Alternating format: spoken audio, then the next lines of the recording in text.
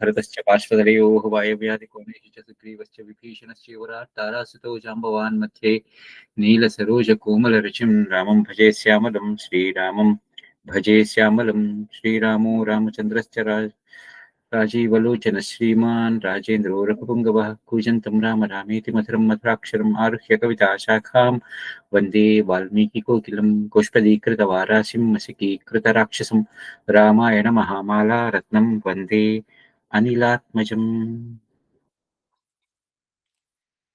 మనం క్రితంసారి ఒక సర్గ చెప్పుకుంటున్నాం. ఆ సర్గ పేరు లీలోపాఖ్యాన విశ్రాంత్యుపదేశ వర్ణనము.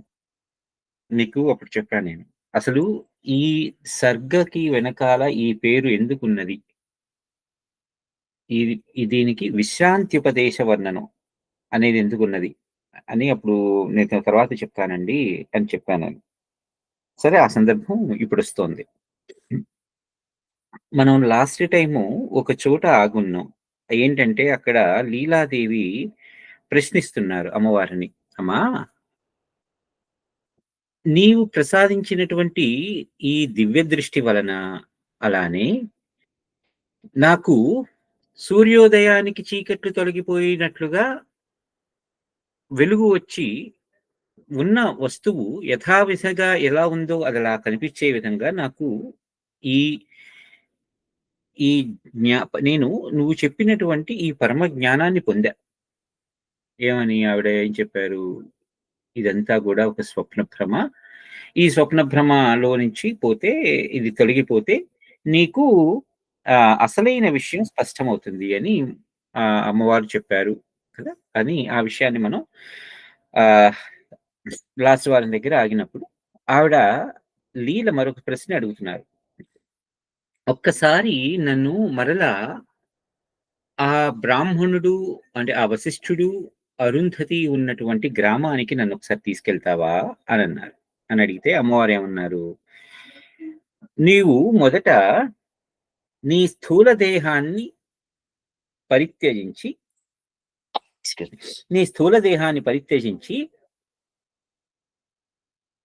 ఈ అచేత్యమైనటువంటి చిద్రూపమైనటువంటి పవిత్ర దృష్టిని అవలంబించి ముందరగా పవిత్రవు కమ్ము.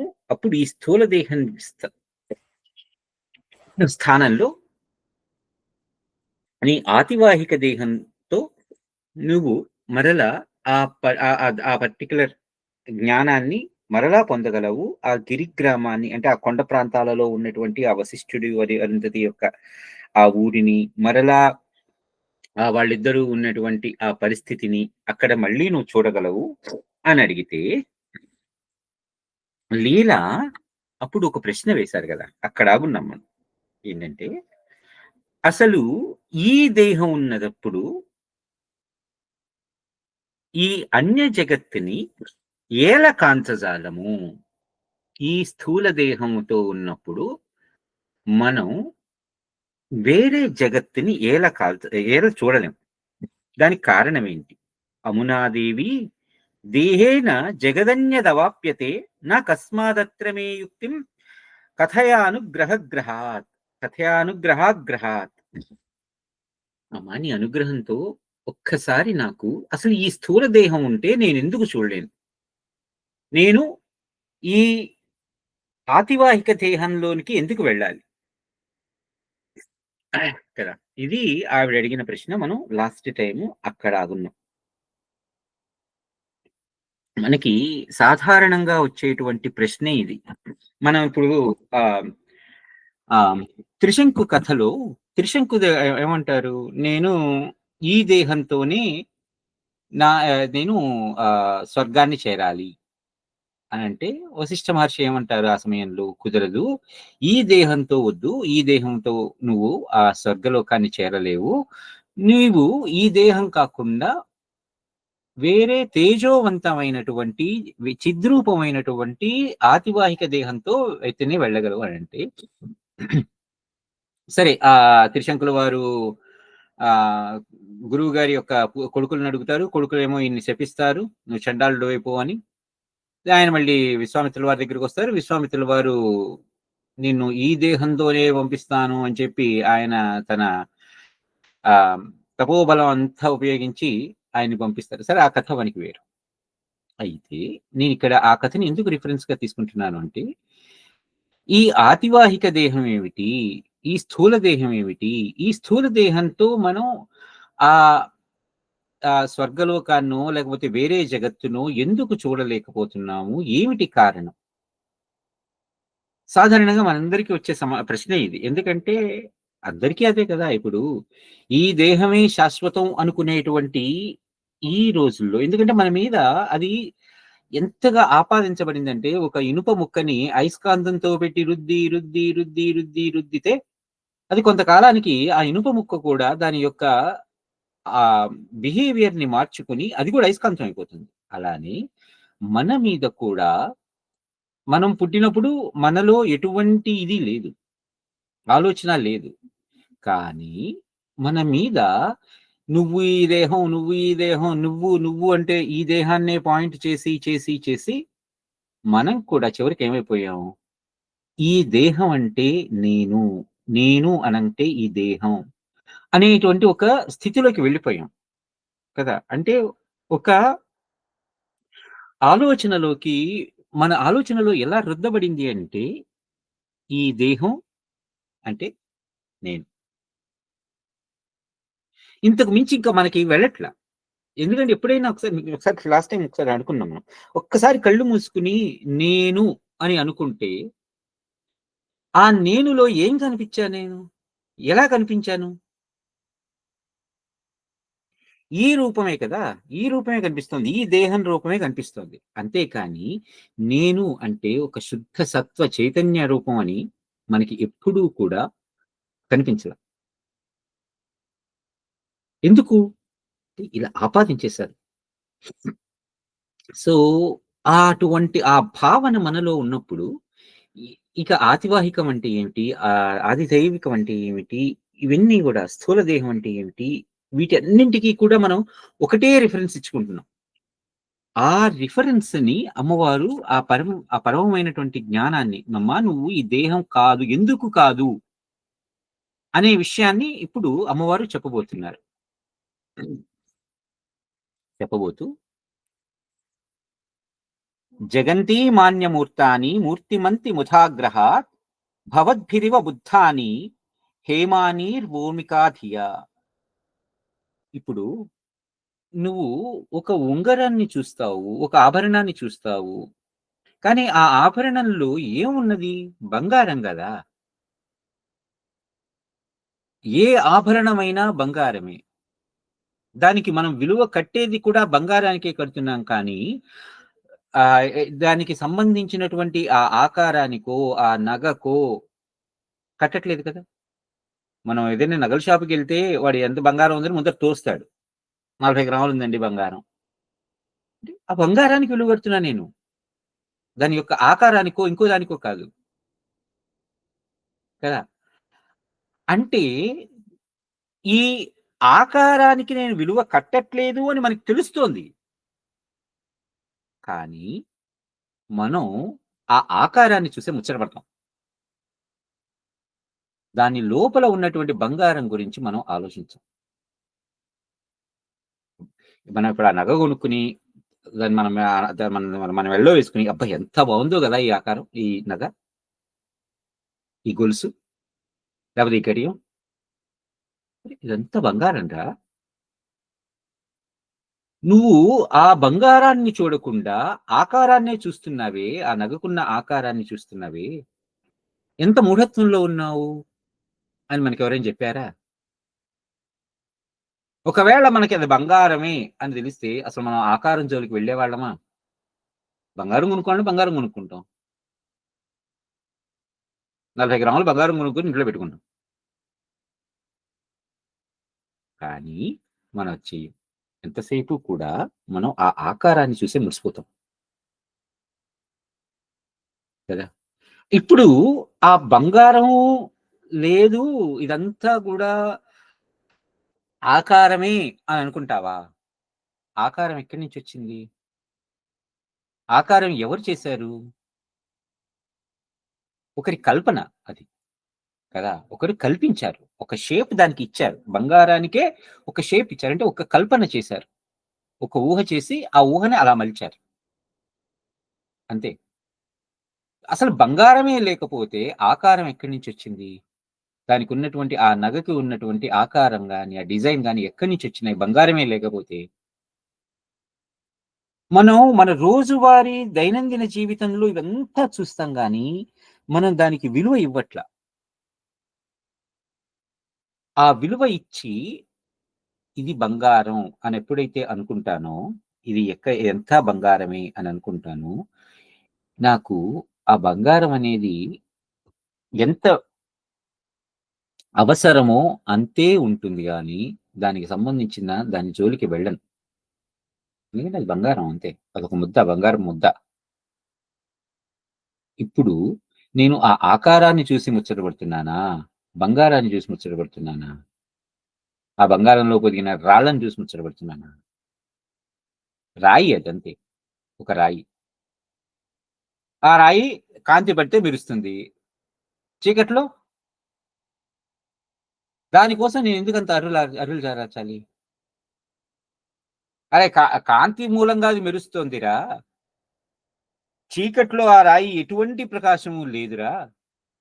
దానికి రూబీ అనో, ఇంకోటనో, లేకపోతే వజ్రం అనో, వైఢూర్యం అనో, ఇవన్నీ గూడా కేవలం ఆ కాంతి మూలంగా మెరుస్తున్నాయి తప్పితే, ఆ కాంతే లేనప్పుడు ఈ రాళ్ళ మూలంగా ఏం ఉపయోగం? ఎప్పుడైతే నాకు దాని యొక్క స్వభావం అర్థమవుతుందో, ఇక దానికి విలువంటూ ఉంటుందా? కదా! ఇప్పుడు నాకు ఒక బండరాయి ఉంటుంది. ఒక వజ్రపు రాయి ఉంటుంది. కాంతి లేనప్పుడు బండరాయి అయినా ఒకటే, వజ్రం అయినా ఒకటే. పళ్ళు ఊడగొట్టుకోవడానికంటారు. సాధారణంగా. ఏ రాయి అయితే ఏంటి పళ్ళు ఊడగొట్టుకోవడానికని. రైట్. ఏ రాయితే? ఇక వజ్రం దెబ్బే ఎక్కువగా గట్టిగా తగులుతుంది. ఎందుకంటే వజ్రం ఇంకా గట్టిగా ఉంటుంది కాబట్టి మామూలు రాయి కన్నా. అంటే ఇప్పుడు ఇదంతా ఎందుకు చెప్తున్నానంటే, మనం మన మీద ఆపాదించబడినటువంటి ఒక ఆకారానికి మాత్రమే విలువ ఇస్తూ ఉన్నాం కానీ, ఆ విలువ ఇవ్వాలి అనేటువంటి జ్ఞానాన్ని పొందాం గానీ, ఇది ఈ జ్ఞానం అని ఈ విలువ ఇస్తున్నది ఏదైతే ఉందో అది కేవలం ఒక కల్పన మాత్రమే. ఈ ఆకారం, ఈ దేహం తీసుకున్నది ఒక కల్పన మూలంగా. ఈ దేహంలో ఉన్నటువంటి ఆ ఆత్మ అంటే ఆ చైతన్యం అది బంగారం అనేది ఎప్పుడైతే మనం గ్రహించగలుగుతామో, అప్పుడు ఇక ఈ దేహం మీద నాకు ఎటువంటి మోహం ఉంటుంది? ఇప్పుడు ఇదంతా నేను ఒకసారిగా చెప్పేసిన తర్వాత కూడా మనలో అది ఎంత గాఢంగా పేరుకుపోయింది అంటే, దాన్ని మనం ఎంత పగలగొట్టాలని చూసినా మనం దానిలో నుంచి బయటికి పడలేనంతగా ఒక గాఢతతో నిండిపోయినటువంటి ఒక బంకలో ఇరుక్కుపోయి ఉన్నాం. దాని నుంచి ఛేదించుకుని రావాలి అంటే, ఒక్కసారి ఛేదించుకుని దాని మనస్సు మీద మనలో మన మీద ఉన్నటువంటి ఆ జ్ఞానాన్ని కలిగించుకుని, ఈ చీకటిని తొలగించుకొని వచ్చేసేస్తే, ఇక నిత్యమైనటువంటి ఆ జ్ఞానం మనలో శాశ్వతమైపోతుంది. అది అమ్మవారు చెప్తున్నారు. వాస్తవానికి ఈ దృశ్య జగత్తు ఏదైతే ఉందో, అది ఆకృతి రహితం. దానికంటూ ఒక షేప్ లేదు. ఈ షేప్ ఇచ్చింది కేవలం ఒక ఊహ. ఈ జగత్తు అనే దానికి ఒక ఆకృతి ఉన్నట్లుగా నీకు కనిపిస్తోంది గానీ, అది కేవలం ఒక మిథ్య. ఎందుకంటే, వాస్తవానికి బంగారంలో ఉంగరం అనేది లేదు. ఉంగరంలో బంగారం ఉన్నది. కదా! హే హేమ్ను హేమ్యూర్మికాత్ రూపధరేః పూర్మికాత్మం న విద్యతే యథా తథా జగద్రూపే జగన్నాస్తి చ బ్రహ్మణి. యథా తథా జగద్రూపే ఏ విధంగా అదే విధంగా ఈ జగద్రూపంలో అసలు జగత్ నాస్తి చ బ్రహ్మని.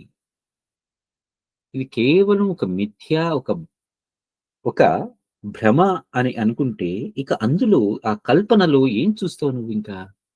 ఒకరి కల్పన చూసి అబ్బా! ఎంత బావుంది ఈ కల్పన అని అనుకుంటామా?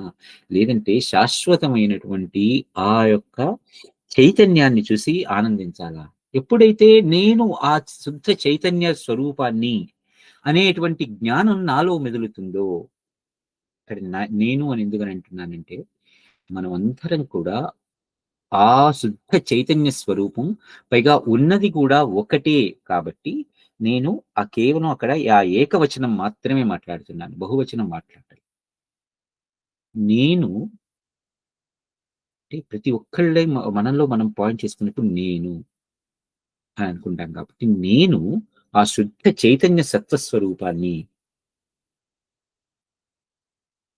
ఈ మిథ్యా జగత్తుకి సంబంధించిన దానిని కాను. కాబట్టి సంబంధించిన వాడిని కాను అని మనల్ని మనం అనుకుంటాం. పైగా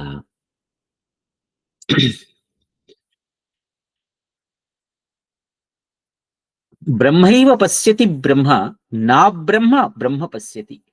సర్గాదినాంనా ప్రథితః స్వభావోస్యైవ చేదృశః.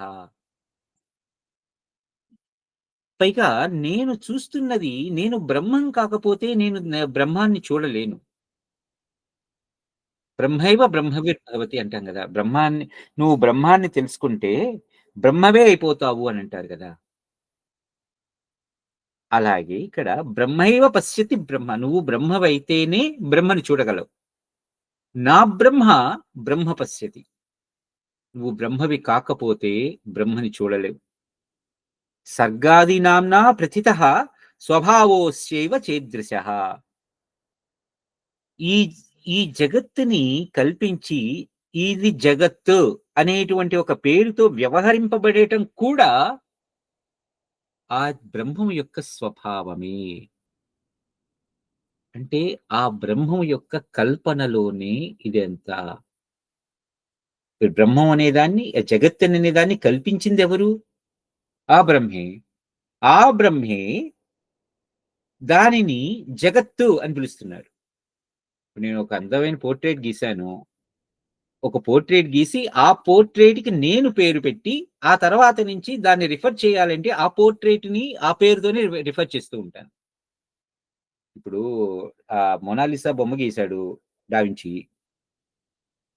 దాన్ని గీసి, ఆ తరువాత అప్పటి వరకు వాడి ఊహలో ఉన్నటువంటి ఆ బొమ్మ ఎప్పుడైతే ఆ రూపం వచ్చిన తర్వాత, ఆ రూపాన్ని వాడు దాన్ని మొనాలిసా, మొనాలిసా అని ఎన్ని సార్లు పిలిచినా మొనాలిసా అనే పిలుస్తున్నాడు. కానీ అంతకు మునుపు వాడి మదిలో మెదిలినటువంటి ఆ ఊహని వాడు పిలవట్ల.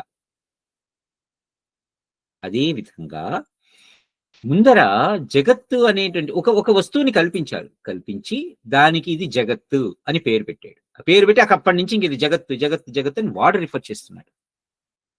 వాడు అంటే ఇక్కడ మళ్ళీ ఇంకోటి ఎవడో కాదు. నేనే. నేను కల్పించిన దానిని, నేను దానికి ఒక పేరు పెట్టి, దానికి ఒక రిఫరెన్స్ ఇచ్చి, దాన్ని నేను అది అని పిలుస్తున్నాను.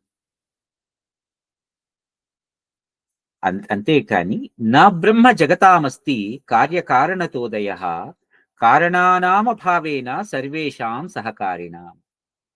ఈ బ్రహ్మానికి జగత్తు, ఈ బ్రహ్మము ఈ జగత్తుకి కారణం గాని, జగత్ కార్యానికి గాని లేదు. లేక మరెట్టి సహకారము సహకారి కారణము కాదు. అంటే ఈ జగత్తు అనేది ఉద్భవించడానికి కేవలం బ్రహ్మమే కారణం కానీ, ఈ బ్రహ్మానికి మరొక తోడ్పాటు లేదు. కదా! అదే విధంగా ది నీ నీలో ఈ దేహం వేరు, ఈ ఈ లోపల ఉన్నటువంటి జాగ్రత్త అవస్థలో ఉన్నటువంటి ఈ దేహం వేరు, లోపల ఉన్నటువంటి సూక్ష్మ శరీరంగా ఉన్నటువంటి చేతనా స్వభావం వేరు అనేటువంటి ఈ ఆలోచన రెండూ కూడా ఒకటే అనేది ఎప్పటి వరకు అయితే పోదో అప్పటి వరకు కూడా నీవు ఆ బ్రహ్మస్వరూపాన్ని పొందలేవు. యావదభ్యాస యోగేన నా శాంతా భేదధీస్తవ నూనం తావదత్రూప న బ్రహ్మ పరిపశ్యసి. నీకు ఇది పోవాలి, ఈ మిథ్యా జ్ఞానం పోవాలి అనంటే ఏం చేయాలి? సాధన, అభ్యాసం. అంటే కేవలం ఆ అభ్యాస బలంతోనే నీలో అంతవరకు పేరుకున్నటువంటి ఆ పంకిలం ఏదైతే ఉందో, నేను అంటే ఈ దేహం, నేను అంటే ఈ దేహం, నా వాళ్ళు అంటే నా చుట్టుపక్కల ఉన్న వాళ్ళు, నేను కాదు, వీడు నా మిత్రుడు, వాడు నా శత్రువు, లేదా ఇది నాకు ఇష్టమైనది, అది నాకు అప్రియమైనది, ఇది నాకు అసహ్యమైనది. ఇటువంటి నేను అనేటువంటిది దేనినైతే రిఫర్ చేసుకుంటూ వెళ్తున్నానో దానికి సంబంధించినది కాకుండా వేరే దానిని రిఫర్ చేస్తూ దానికంటూ ఒక ఎమోషన్‌ని అటాచ్ చేసి నేను మాట్లాడుతూ ఉన్నంత సేపు కూడా నాలో ఉన్నటువంటి ఆ మిథ్యా జ్ఞానం పోదు. ఎప్పటి వరకు అదైతే నువ్వు పొందలేవో అప్పటి వరకు కూడా నీవు ఈ వేరే జగత్తు ఉంది, ఇంకో జగత్తు అనే దాన్ని, ఇంకో జగత్తుని నేను చూడాలి అనేటువంటి ఈ ఆలోచనని నువ్వు నీలోనే అట్టిపెట్టుకుంటావు. అంతకు మించి దాన్ని ముందరకు పోలేవు. కాబట్టి నీవు నీ అభ్యాస బలంతోనే పోగొట్టుకోవాలి. ఆ అభ్యాసం ఎలా పొందుతావు అంటే, తస్మాదేనం పరిత్యజ్య దేహం చిద్వ్యోమ రూపిణి తత్పశ్యసి తదేవాశు కురు కార్య విద్య కురు కార్య విదాంవరే. ఓ కార్య విదాంవరే అంటే ఒక పని చేయటంలో నైపుణ్యం కలిగి ఉండటం. కార్య విదాంవర అంటే ఒక విద్యని, ఒక పనిని ఎలా చెయ్యాలి అనే దాంట్లో చాలా శ్రేష్టత కలిగి ఉన్నటువంటి వాడు. లేకపోతే ఉన్నది. అంటే చాలా పనిని ఎలా చేయాలో బాగా తెలుసున్నది. అమ్మవారు ఆ లీలకి ఏమని చెప్తుందో, కార్య విదాంవరే అంటే ఒక పనిని ఎలా చెయ్యాలో బాగా తెలుసున్నదానా, ఈ నీ నీకు అంటినటువంటి ఈ పంకిలాన్ని పోగొట్టుకుని నువ్వు నీ చిన్మయ స్వరూపాన్ని పొందు.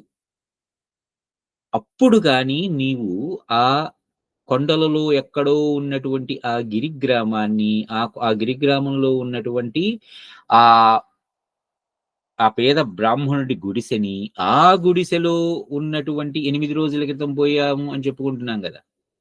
ఆ 8 రోజుల క్రితం దేహాన్ని వదిలేసినటువంటి ఆ వశిష్ఠుడు, ఆ అరుంధతి ఉన్నటువంటి ఆ జగత్తుని నువ్వు చూడగలవు. ఓకే. అది అంటే ఇప్పుడు నీ సాధనతోని నువ్వు చిద్వ్యోమ రూపాన్ని పొంది, ఆ వ్యోమ రూపంలో, ఆ చిద్ రూపంలో మాత్రమే నువ్వు చూడగలవు. అనంటే లీల మరలా ఇంకొక ప్రశ్న వేస్తున్నారు. లీలోవాచ త్వయోక్తం దేవి గచ్చావో బ్రాహ్మణ బ్రాహ్మణీ జగత్ సహేతీదమిదం వచ్మి కథం గంతవ్యమంబహే. ఇమం దేహమిహాస్థాప్య శుద్ధ సత్వానుపాతిన చేతసాం తం పరం యామి లోకం త్వం కథమేషి తత్. అమ్మా, మనం ఇద్దరం కలిసి ఇప్పుడు ఆ విప్రదంపతులు ఉన్నటువంటి ఆ చోటికి వెళ్దాం అనుకుంటున్నాం కదా, వెళ్దాం అనుకుంటున్నావు కదా. మరి నేనిచ్చట ఈ దేహాన్ని విసర్జించి ఈ విశుద్ధ సత్వస్వరూపాన్ని పొంది నా చిత్తాన్ని కుదుటపరుచుకుని అటుకరుగుచున్నాను. నీవు ఎట్లా వెళ్తున్నావు మరి చెప్పు. నేను సరే, నన్ను ఎలా వెళ్ళమన్నావో చెప్పావు నాకు. నువ్వెలా వెళ్తున్నావు? ప్రశ్న సహేతుకమే కదా. అంటే ఇప్పుడు సరే నేనెలా వెళ్ళాలో చెప్పావు.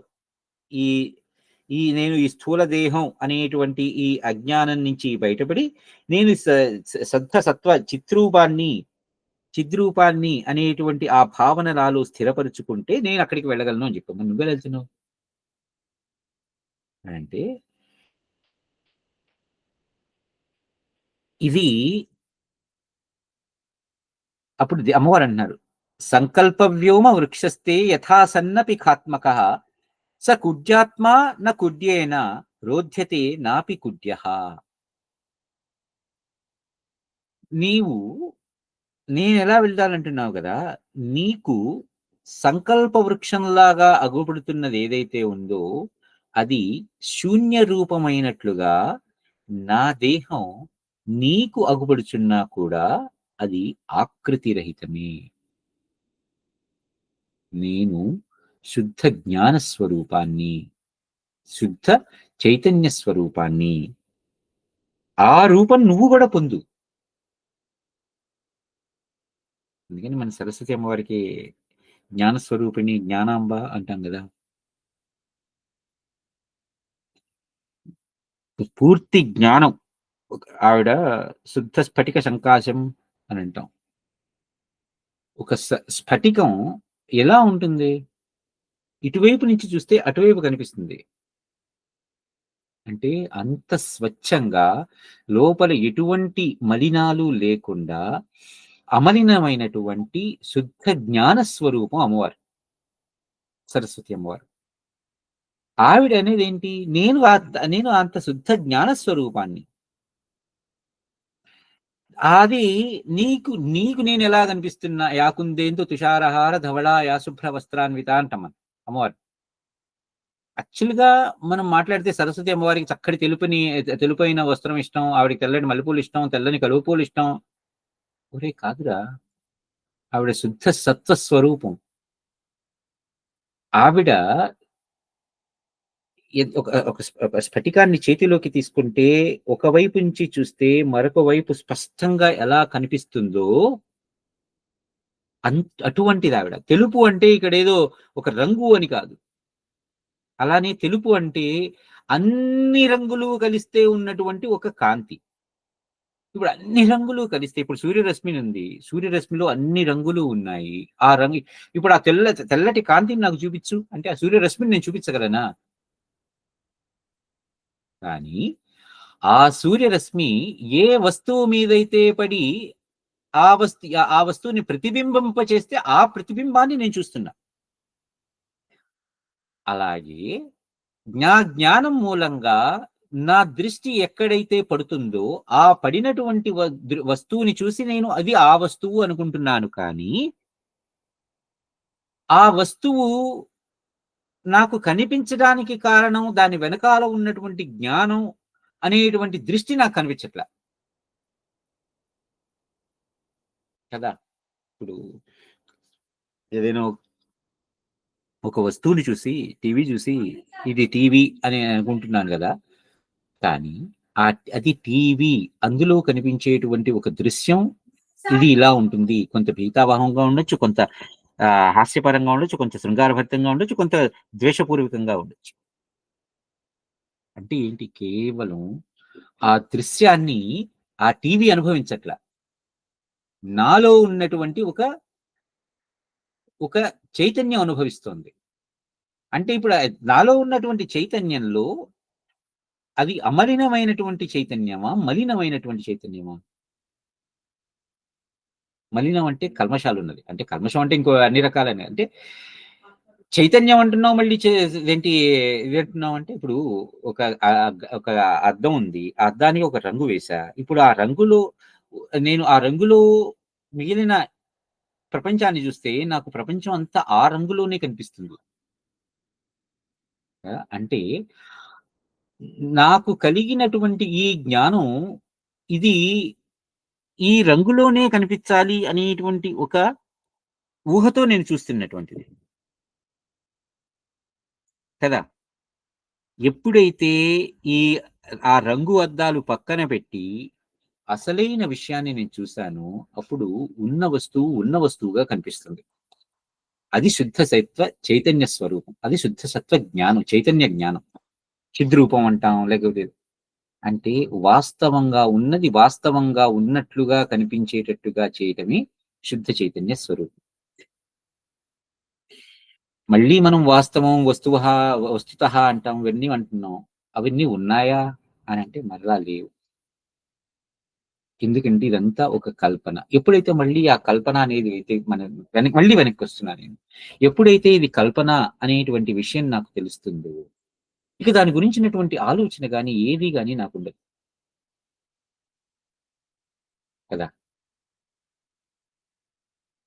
పైగా అమ్మవారనే మాటేంటంటే, "శుద్ధైక సత్వ నిర్మాణం చిద్రూపస్యైవ తత్కిల ప్రతిభానం ప్రతిభానం అతస్తస్మాత్ పరస్మాద్ భిద్యతే మనాక్." నా దేహం శుద్ధ సత్వగుణమున నిర్మింపబడినది. అది చిత్స్వరూప ప్రతిభాస. అందువలన ఈ దేహానికి, పరబ్రహ్మానికి ఏవి భేదం లేదు. మళ్ళీ అక్కడ దేహం అని అంటే ఇక్కడ కేవలం దేహం అనేది రిఫరెన్స్ కోసమే ఇస్తున్నాం మనం. అంటే అమ్మవారు నా ఎదురుగుండా కనిపిస్తున్నారు అని అనుకుంటున్నప్పుడు, నేను ఆ అమ్మవారికి ఇప్పుడు ఆహ్, ఆహ్, స యాకుందేందు తుషారహార ధవళా యా శుభ్ర వస్త్రాన్విత అని అనుకుంటున్నప్పుడు, యా శుభ్ర వస్త్రాలు చక్కటి బట్టలు కట్టుకున్నది. ఇప్పుడు చైతన్యానికి ఒక శుద్ధ చైతన్య స్వరూపానికి నేను బట్టలు కట్టగలనా? అది కేవలం నా ఊహలు, అమ్మవారు ఇలా ఉంటారు అనేటువంటి ఆ ఆలోచనలో నాకు ఆ అమ్మవారి దర్శనం అవుతోంది. కేవలం ఆ అమ్మవారి దర్శనం కూడా ఒక ప్రతిభాస మాత్రమే, ఒక భ్రమ మాత్రమే, ఒక మిథ్య మాత్రమే.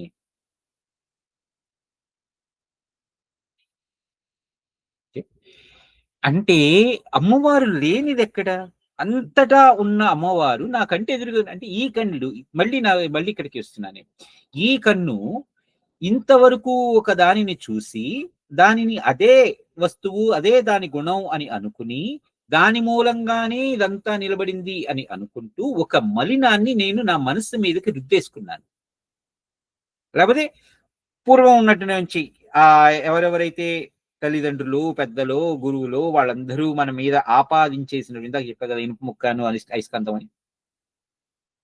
దాన్నలా రుద్ది చేయడం మూలంగా నాకు కూడా అలానే అయిపోయింది. దాని నుంచి బయటకొచ్చి, ఆ అయస్కాంత ప్రభావం నుంచి బయటకొచ్చి, ఆ ఆకర్షణ అనేటువంటి ఆ ఆలోచన నుంచి బయటకొచ్చి చూస్తే, అంతటా నేనై నిండి ఉన్నటువంటి నాలో నే ఆ అమ్మవారు కూడా ఉంది అనేటువంటి ఆలోచనొస్తే అప్పుడు నేనే ఆ అమ్మవారు. నేనే అయ్యవారు అనేటువంటి ఆలోచనొస్తే నేనే ఇంకా అయ్యవారినని నేను ఇంకోళ్ళని ఎందుకు రిఫర్ చేసుకోవాలి? నేనే కదా అప్పుడు. ఇప్పుడు ఒక స్వచ్ఛమైన నీరు ఉంది. ఒక చెంబులో నీళ్లున్నాయి. ఆ నీటిలో కాస్త ఉప్పేసి కరిగిచ్చా. లేకపోతే పంచదారేసి కరిగిచ్చా. ఇప్పుడు ఉప్పేసి కరిగిచ్చిన నీరు ఉప్పుగా ఉంటుంది. పంచదారేసి కరిగిచ్చిన నీరు తీయగా ఉంటుంది. ఆ నీటికి ఆ స్వభావం వచ్చింది మూలంగా వచ్చింది? నేను అందులో వేసినటువంటి ఒక మలినం మూలంగా. కదా! అంటే ఎప్పుడైతే ఆ మలినాన్ని నేను తొలగించేశానో, అప్పుడు నాకు అక్కడ ఉన్నది శుద్ధ సత్వ స్వరూపమైనటువంటి, శుద్ధమైనటువంటి నీరే. కానీ ఇక్కడ గూడా నాలో ఉన్నటువంటి ఆ శుద్ధమైనటువంటి ఆ చైతన్యం మీద ఆపాదించబడినటువంటి మలినాన్ని నేను తొలగించేసుకొని చూస్తే, అక్కడ నాకు కనిపించేది శుద్ధ స్ఫటిక సంకాశం. అటువంటి అటువంటి జ్ఞానం నాలో కలుగుతుంది. పైగా అమ్మవారు ఇంకొక మాట అంటున్నారు. నాకు ఎంతవరకు అయితే ఇదంతా గూడా ఒక మిథ్య, ఒక భ్రమ, దీన్ని పట్టుకొని నేను వేలాడక్కర్లేదు అనేటువంటి ఒక ఆలోచన కలుగుతుంది. ఇప్పుడు మనకి అక్కడ రమణ మహర్షి గారి ఉదాహరణ తగులుతూ ఉంటుంది. నాకెందుకో ఇది చదువుతున్న ప్రతిసారి కూడా రమణ మహర్షి గారిది గాని, లేకపోతే మన కంచి పెద్ద స్వామి వారు అన్నారు కదా! ఎందుకంటే ఈ కాలంలో అంటే మనకి చాలా అతి సమీపమైనటువంటి భూతకాలం. నియర్ టు నియర్ పాస్ట్ కదా! అంత సమీపమైనటువంటి వాళ్ళలో వీళ్ళిద్దరే మనకి బాగా తెలిసున్న వాళ్ళు కాబట్టి, వాళ్ళిద్దరి రిఫరెన్స్ తీసుకుంటున్నాను. ఆయన రమణ మహర్షి గారు ఎల్లప్పుడూ కూడా లాస్ట్ టైమ్ మనం అనుకున్నాం. ఆయన తపస్సు చేసేటప్పుడు గాని, లేకపోతే అంటే ధ్యాన సమాధిలో ఉన్నప్పుడు గాని, లేకపోతే బయట ఉన్నప్పుడు గాని, ఆయన నిత్య కర్మలు ఎలా చేసుకుంటున్నా గాని, ఎల్లప్పుడూ కూడా ఆ దేహం నేను కాదు అనేటువంటి భావనలోనే ఆయన ఉన్నారు. ఆయన నేను శుద్ధ సత్వ స్వరూపాన్ని అనేటువంటి ఆలోచనలోనే ఉన్నారు అని మనం అనుకున్నాం లాస్ట్ టైం కూడా. ఇక్కడ అమ్మవారు కూడా అదే మాట అంటున్నారు ఎగ్జాక్ట్‌గా. నా దేహం శుద్ధ సత్వ స్వరూపంలోనే ఉన్నది. అది ఈ చిత్ స్వరూపానికి ప్రతిభాస. అందువలన ఈ దేహానికి, ఆ పరబ్రహ్మానికి ఎక్కడా కూడా అంటే నాకు నేను అనేటువంటి విషయానికి సంబంధించినటువంటివి ఈ ఈ భేదభావం నాలో ఎక్కడా లేదు. నేను ఎల్లప్పుడూ కూడా ఆ జ్ఞానంలో రమించిపోతూ ఉంటాను అని ఉంటుంది.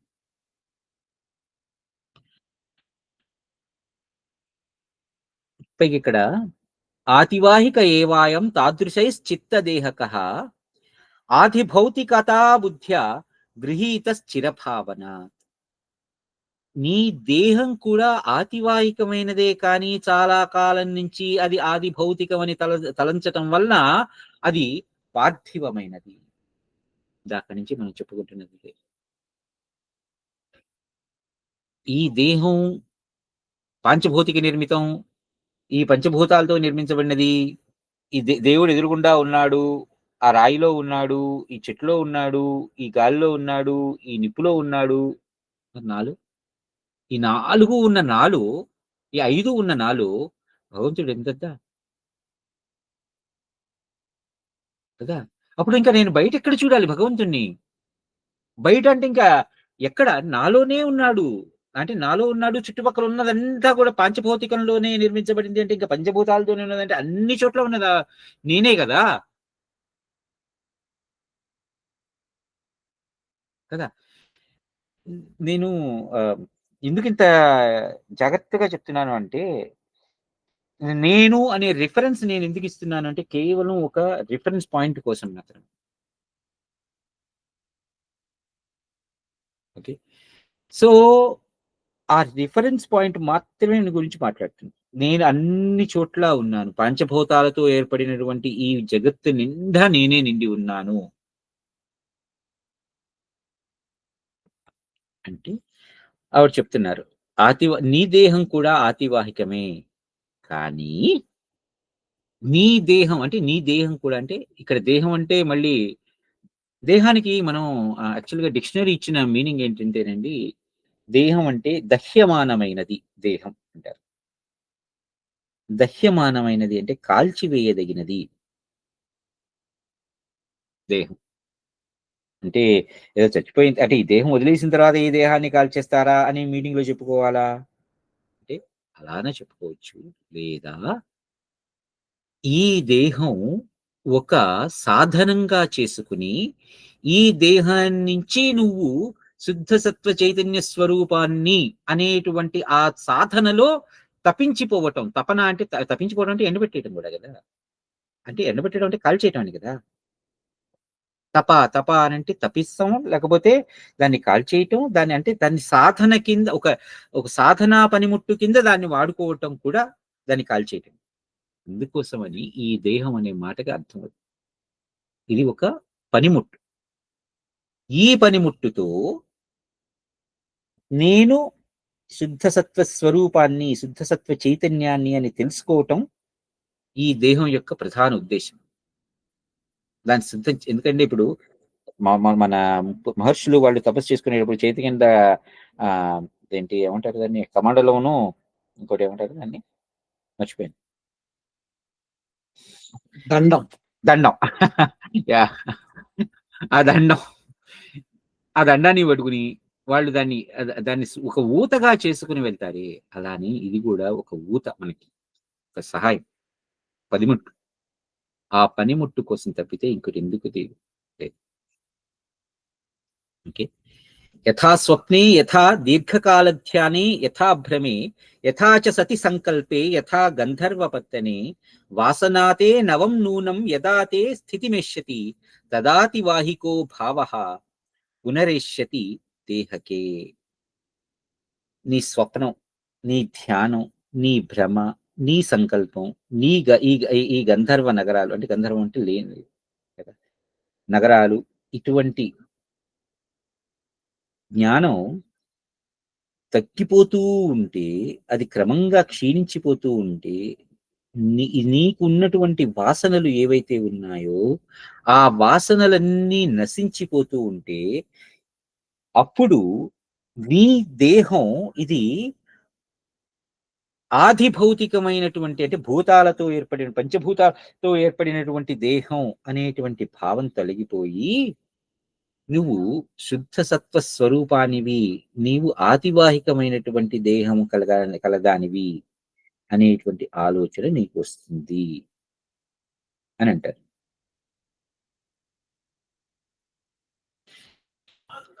అప్పుడు మరలా అంటే సాధారణంగా మనకొచ్చే ఆలోచనలే, మనకొచ్చే ప్రశ్నలే లీలాదేవికి కూడా వస్తున్నాయి. ఈ ప్రశ్న విన్న తర్వాత ఏంటి ఇంత నుంచి ఇందక్కడి నుంచి చెప్తున్నది కదా అమ్మవారు, అయినా కూడా ఈ ప్రశ్న ఎందుకు అడుగుతున్నది అనేటువంటి సమాధానం అనేటువంటి సందేహం మనకు కలగచ్చు. ఆ సందేహం ఏంటంటే లీల అమ్మవారిని అడుగుతుంది, అమ్మా సరే సమాధి, ధ్యానము, స్వప్నభ్రమ ఇలాంటివంటి విషయాల పట్ల స్పృహ ఇవన్నీ కలిగిన తర్వాత నాకు ఇది ఆది భౌతికమైనటువంటి దేహం, ఇది దాన్ని వదిలేసి ఆతివాహికమైనటువంటి దేహం అనేటువంటి జ్ఞానం నాకు దృఢపడుతుందో అని ఆగి అక్కడ ఆగొచ్చుగా. ఆమె అడిగిన ప్రశ్న ఏంటంటే, అప్పుడు ఈ శరీర పరిస్థితి ఏమైపోతుంది? ఇది నశించిపోతుందా? ఇది ఉంటుందా? అంటే ఇది నశించిపోయినా, ఇది ఉన్నా, అవన్నీ కూడా అసలు ఎక్కడ మ్యాటర్ అవుతాయి? వాటి నశించిపోవటం, లేకపోతే ఇది ఉండటం, ఇది వృద్ధి పొందింది, ఇది క్షీణించింది అనేటువంటి మాటలు ఎక్కడున్నాయి? ఇందాక నుంచి నేను నీకు చెప్తున్న మాట ఏంటి?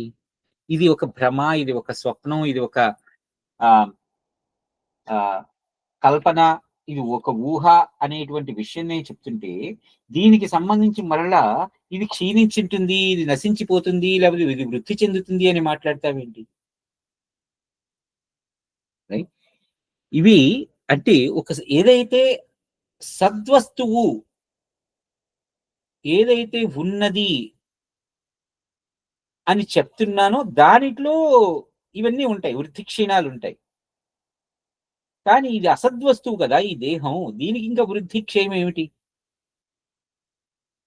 ఎట్లా సంభవిస్తాయి? అని చెప్తూ మళ్ళీ అమ్మవారు పాము, తాడు ఉదాహరణ ఇస్తారు. ఏంటంటే పాము అంతవరకు నువ్వు పాము, పాము అని అనుకున్నది ఎప్పుడైతే ఆ భ్రమ తొలగిపోయిందో, అది పాము కాదు, అది తాడే అనేటువంటి జ్ఞానం కలిగిందో, ఇమ్మీడియేట్‌గా నీలో అది తాడు అనేటువంటి విషయం తెలిసిన తర్వాత ఎటువంటి ధైర్యం కలిగిందో, ఇంకా ఆ ధైర్యం కలిగిన తర్వాత అది పామైతే ఏంటి, తాడైతే ఏంటి అనేటువంటి విషయానికొచ్చేసావో, ఇక నీ దాంట్లో వృద్ధి ఏంటి, క్షయం ఏంటి? కదా! ఎందుకంటే నీలో ఎప్పుడైతే రజ్జు సర్ప భ్రాంతి అంటాం గదా! అది సర్పం కాదు అని అన్నప్పుడు, ఇప్పుడు ఆ సర్పం పరిస్థితి ఏమైంది? అంటే ఏం జెప్తావు? నశించిపోయిందా? లేకపోతే ఉన్నదా? ఉంటే అక్కడ యాక్చువల్‌గా ఉంటే నువ్వుండవు. ఎందుకంటే అది కాటేసెళ్తుంది. కానీ అక్కడ లేదు. ఇంక లేని దాని గురించి ఉన్నది అని బాధపడతావేంటి? భయపడతావేంటి? కదా! కల్పన ఎవరి వలనైతే కల్పించబడిందో ఆ వాళ్ళతో వాళ్ళకి ఏదైతే ఇది సత్యం అనేటువంటి విషయం బోధపడుతుందో, అప్పుడు ఆ కల్పం క్షయించిపోతుంది. ఆ కల్పన క్షయించిపోతుంది. కదా!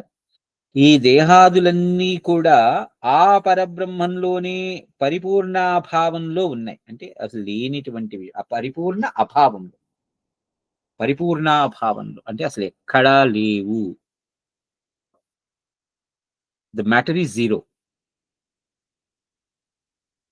అది కూడా అప్పుడు ఇక మేము దానిని నేను సత్యస్వరూపంలో నేను చూస్తున్నా. నువ్వు చూడలేకపోతున్నావు. అందువలన నీకు ఇది కల్పన అయినా కూడా నువ్వు అది కల్పన కాదు, అది వాస్తవం, ఈ వస్తు విషయం ఇది అనేటువంటి వాటి పట్ల నువ్వు ఎక్కువ మమకారాన్ని పెంచేసుకుని, అంటే ఎక్కువ ఆలోచనని కల్పించేసుకుని, దాని పట్ల నువ్వు ఒక భ్రమే సత్యం అనేటువంటి విషయంలో ఉండిపోతున్నావు. దాని నుంచి బయటకొచ్చి. అంటూ ఇప్పుడు నువ్వు ద్వైతాద్వైత జ్ఞాన విమూఢులుగా అంటే ద్వైతము, అద్వైతము ఇక్కడ రెండూ కూడా అసలు లేవు అని చెప్తున్నారు ఇక్కడ. ఏతావంతం చిరంకాలం మేతే దేవి వయం వద లీలాదేవి అంటున్నది. భ్రామితా కేన నామాపి ద్వైతాద్వైత వికల్పనై. లీల ఇప్పుడు ఏమంటున్నది? అమ్మా, అప్పుడు అసలు మమ్మల్ని ఎవరు ఈ ద్వైతాద్వైత జ్ఞాన విమూఢులుగా చేసి పరిభ్రమింపచేస్తున్నారు చెప్పు? ఇది ద్వైతం, ఇది అద్వైతం అని ఎవరు చెప్తున్నారు? సాధారణమైన ప్రశ్నే కదా అందరికి వచ్చేది. అరే ఇది అద్వైతం, అద్వైతం, అద్వైతం, ఇది ద్వైతం, లేకపోతే ఇది విశిష్టాద్వైతం. ఇన్ని సిద్ధాంతాలు ఎవరు చెప్తున్నారు? ఇన్ని విశేషాలు ఎవరు చెప్తున్నారు మాకు? ఇన్ని చేసి ఇది భ్రమ, ఇది మాయ, ఇది కల్పన అని మళ్ళీ ఎవరు చెప్తున్నారు అని అంటే, అమ్మవారు ఇక్కడ చాలా గొప్ప మాట అంటున్నారు. అవిచారేణ తరలే భ్రాంతాసి చిరమాకుల అవిచార స్వభావోత్థ స విచారాత్ వినశ్యతి. నీ ఆలోచన లేకపోవటం మూలంగానే, నువ్వు విచారించి చూడకపోవటం మూలంగానే ఇది ద్వైతం, ఇది అద్వైతం, ఇది విశిష్టం, అది అవిశిష్టం, ఇది మలనం, అది అమలినం అనేటువంటి భేదాలు నీ యొక్క అనాలోచితమైనటువంటి జ్ఞానం మూలంగానే కలుగుతున్నాయి. కానీ స్వభావజనితమైనటువంటి నీ యొక్క విచారం వలన, అంటే నీ యొక్క ఈ విశేషాలన్నింటినీ గురించి నువ్వు ఆలోచించటం మూలంగా వాటిలో ఉండేటువంటి తత్వం అనేటువంటి దాన్ని తెలుసుకోలేకపోవటం మూలంగా నీకు ఇవన్నీ కలుగుతున్నాయి. లాస్ట్ టైం మనం చెప్పుకున్నాం తత్వం అసి అని. తత్వం అది నువ్వే అనే విషయాన్ని నువ్వు గ్రహించలేకపోతున్నావు. అందుమూలంగా అది నీకు వేరే రకంగా అది వేరు, ఇది వేరు, ఇంకోటి వేరు అనేటువంటి పరిచ్ఛిన్నంగా కనిపిస్తున్నటువంటి విషయం అంతా కూడా అపరిచ్ఛిన్నమైనది అనేటువంటి విషయం నీకు బోధపడుతుంది. ఈ అవిద్య ఆలోచన మూలంగా, అంటే నీలో ఉన్నటువంటి గూఢంగా గూడు కట్టుకుపోయినటువంటి చాలా సాంద్రవంతమైనటువంటి ఈ గాఢత కలిగినటువంటి ఈ అజ్ఞానం మూలంగా, అవిద్య మూలంగా ఇదంతా కలుగుతోంది. ఒక్కసారి కూర్చొని నువ్వు ఆలోచించు. ఆలోచించి తెలుసుకో. పైగా మనం ఎప్పటినుంచో ఒక మాట చెప్పుకోవాలంటే, నేను ఇప్పుడు ఈ మాట అన్నానంటే మురళి శూన్యవాదం అంటే ఇది కాదంటాడు. కానీ అసలైన అసలైన ఇక్కడ మాట వస్తుంది. తస్మాన్నైవా విచారోస్తి నా విద్యాస్తి న బంధనం నా మోక్షోస్తి నిరాబాధం శుద్ధ బోధమిదం జగత్. అందువలన వాస్తవానికి అవిచారం లేదు, అవిద్య లేదు, బంధం లేదు, మోక్షం లేదు. కేవలం బోధస్వరూపమైనటువంటి బ్రహ్మం ఒక్కటే ఉన్నది. దాని యందు ఆరోపితమైనటువంటి ఈ జగత్తు కనిపిస్తున్నది, ఆరోపించబడినటువంటిది. ఒక బంగారం మీద ఒక నగని ఆరోపిస్తే ఆ నగనే మనం పిలుస్తాం గాని అది బంగారం అనేటువంటి విషయాన్ని ఎలా గ్రహించలేము. తస్మాన్నైవా విచారోస్తి నా విద్యాస్తి నా బంధనం. ఇక్కడ మోక్షము లేదు, బంధము కూడా లేదు. కేవలం నీ అవిచారణ మూలంగా, నీ అజ్ఞానం మూలంగా నువ్వు దాన్ని ఇది బంధనం, ఇది మోక్షం అని నువ్వు అనుకుంటున్నావు. ఏవీ లేవు. ఏతావంతం యదాకాలం త్వయైతన్న విచారితం తదాన సంప్రబుద్ధా త్వం భ్రాంతైవా భవ ఆకుల. ఈ తత్వాన్ని నీవింతవరకు కూడా విచారించకుండా ఉండటం మూలంగా ఆ భ్రాంతి నిన్ను కలవరపరుస్తున్నది, కలిచివేస్తున్నది. ఇప్పుడు నీవు ఈ విషయాన్ని గ్రహించి ప్రబుద్ధమైనావు, అంటే నీకు జ్ఞానవంతమైనవావు. ఈ విదేహ జ్ఞానాన్ని పొందావు, ముక్తిని పొందావు. అంటే మనం లాస్ట్ టైం ఒకసారి చెప్పుకున్నాం, శుక్ల వారికి వ్యాసుల వారికి తేడా ఏంటంటే సదేహ ముక్తి, విదేహ ముక్తి. ఏ ముక్తి అయినా ముక్తే, అది సదేహంలో ఉన్నా విదేహంగా ఉన్నా. నీ చిత్తంలో ఇక సంసార దృశ్యం మరలా ఉత్పన్నం కాదు, ద్వైతాద్వైత భావం నిన్ను ఆక్రమించజాలదు. ఇక్కడ అద్వైతం అని ఎందుకు చెప్తున్నాము అని అంటే, ఇక్కడ ద్వైతము లేదు అద్వైతము లేదు అని ఎందుకు అంటున్నానంటే, ద్వైతం అంటే సరే ద్వైతం లేదు, ఉన్నదంతా ఒకటే, ఉన్నదంతా ఒకటే అని అంటుకుంటున్నాం. మరి అద్వైతం గురించి మాట్లాడుతున్నప్పుడు ఇంతవరకు అయితే చేప నీటిలో ఉన్నంతసేపు కూడా అది నీటిలో ఉన్నాను అనే భావన దానికి కలగదు కదా.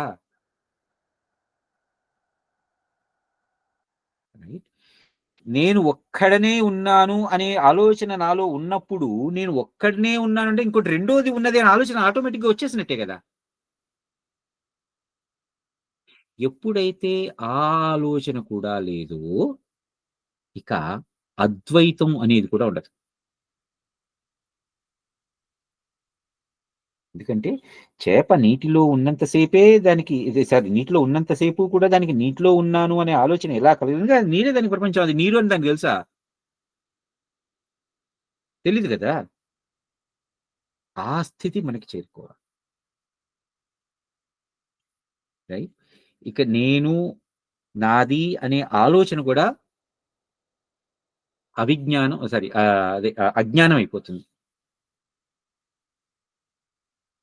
మనకి అవిద్య అనేది కూడా తెలుసు కానీ విద్య కూడా అవిద్యే అనేటువంటి విషయం మనకి ఇక్కడ చెప్తున్నారు అమ్మవారు. అంటే ఇది తర్వాత మనకి ఇంకా ఇంకా చాలా బాగా వెళ్తుంది, చాలా విపులంగా వెళ్తుంది ఈ సబ్జెక్టు. ఎందుకంటే విద్య కూడా అవిద్యే అనేటువంటి విషయం మనకు చాలా విపులంగా చాలా వెళ్తుంది అసలు. ఇక్కడ నువ్వు ఇలా ఈ సమాధి స్థితిని, నిర్వికల్ప సమాధి స్థితి నందు నీ చిత్వయాన్ని, నీ చిత్తాన్ని స్థిరీకరించుకుని ఈ ద్రష్ట్ర దర్శనాలు ఇలాంటివన్నీ విషయాలు ఏవైతే ఉన్నాయో అన్నీ కూడా లోపింపజేసుకుని నీ వాసనా బీజం ఎంత అంకురించి ఉండినా కూడా, అంటే ఎంతగా వస్తున్నా కూడా ఇదంతా కూడా కల్పన, ఇదంతా కూడా అవాస్తవం, ఇదంతా కూడా అజ్ఞానం, ఇదంతా కూడా అవిచారణ చేసేది, అంటే నన్ను నా ఆలోచన నుంచి నిరోధింపజేసేది అనేటువంటి ఆలోచన వచ్చింది. అదే అది నశించిపోయేంత మటుకు కూడా అటువంటి ఆ ఆలోచనలన్నీ నశించిపోయేంత మటుకు నువ్వు నీ సమాధి స్థితిలో, ధ్యాన స్థితిలో ఉండాలి. అప్పుడు ఈ సమాధి స్థితిలో ఉంటే నీలో ఇక సంసార భావన అనేటువంటి మలినాలు అన్నీ తొలగిపోయి చాలా కొద్ది సమయంలోనే నిర్మల పరమాత్మని నువ్వు పొందుతావు. అంటే నువ్వే పరమాత్మ అయిపోతావు. పొందటం అంటే ఇంకా ఏముంది, దాంట్లో కలిసిపోవటం. అంటే దాన్ని, అంటే కలిసిపోవటం అంటే ఆ భావన నాలో వచ్చేస్తుంది. అప్పుడు నేను ఇంక అందులో ఉన్నట్టే కదా. ఇలా రావటమే అసలైన విశ్రాంతి. అందుకని ఇది లీలోపాఖ్యాన విశ్రాంతి ఉపదేశం. ఎలా విశ్రాంత్యుపదేశ వర్ణనం. లాస్ట్ టైం అందుకని చెప్పాను. ఈ పేరుకి కూడా చాలా గొప్పదైనటువంటి ఆలోచన ఉన్నది ఈ సర్గకి. విశ్రాంత్యుపదేశ వర్ణనం అంటే నీ యొక్క ఆలోచనలన్నింటినీ కూడా సమాధి స్థితిలో విచారించి వాటిలన్నింటినీ కూడా ఇవన్నీ భ్రమలు, మిథ్య, రజ్జు సర్పభ్రాంతి ఇలాంటి వాటిలన్నింటినీ వదిలే ఇవన్నీ కూడా ఆలోచించి చివరికి జ్ఞానం అనేది కూడా అజ్ఞానమే, లేకపోతే అవిద్యే అనేది కూడా తెలుసుకుని అప్పుడు నువ్వు నీ నిర్వికల్ప సమాధి స్థితిలో ఉంటే అప్పుడు నా యొక్క స్వరూపాన్ని పొందుతావు. ఇది అమ్మవారు చెప్పింది. ఇప్పుడు ఇక్కడ ఇవాళ ఆగుదామా లేదంటే ముందరికి వెళ్దామా? ఎందుకంటే ఇప్పుడు విశ్రాంతి పొందింది కదా లీల. ఆ తర్వాత విజ్ఞానాభ్యాస వర్ణనం. అసలు ఎలా దీన్ని ఎలా ఎలా ఎలా బోధపడుతుంది నాకు ఇది అసత్ అనేది. ఇది సత్తుగా కనిపిస్తున్నది ఏదైతే ఉందో అది అసత్, విద్యగా కనిపిస్తున్నది ఏదైతే ఉందో అది కూడా అవిద్య అనేటువంటి విషయం నాకు ఎలా తెలుస్తుంది అని దానికి సంబంధించినటువంటి విజ్ఞానాభ్యాస వర్ణన. దాన్ని ఎలా సాధించాలి, దాన్ని ఎలా అభ్యసించాలి, ఇది మనకి అమ్మవారు చెప్తున్నారు. మీకు సమయం ఉంది అంటే ఇంకొక అరగంట 40 minutes పడుతుంది ఇది. లేదంటే కనుక మనం వాడికి ఇక్కడ ఆగుదాము, ఆగి వచ్చే వారం ప్రారంభించుకుందాం. మీ ఇష్టం. మీకు ఏమైనా ప్రశ్నలు కానీ ఏమైనా ఉంటాయంటే మనం తగ్గించుకోవచ్చు.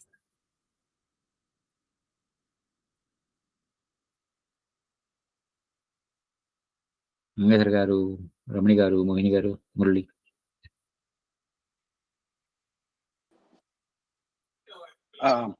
మేబీ నెక్స్ట్ వీక్ కంటిన్యూ చేద్దామండి.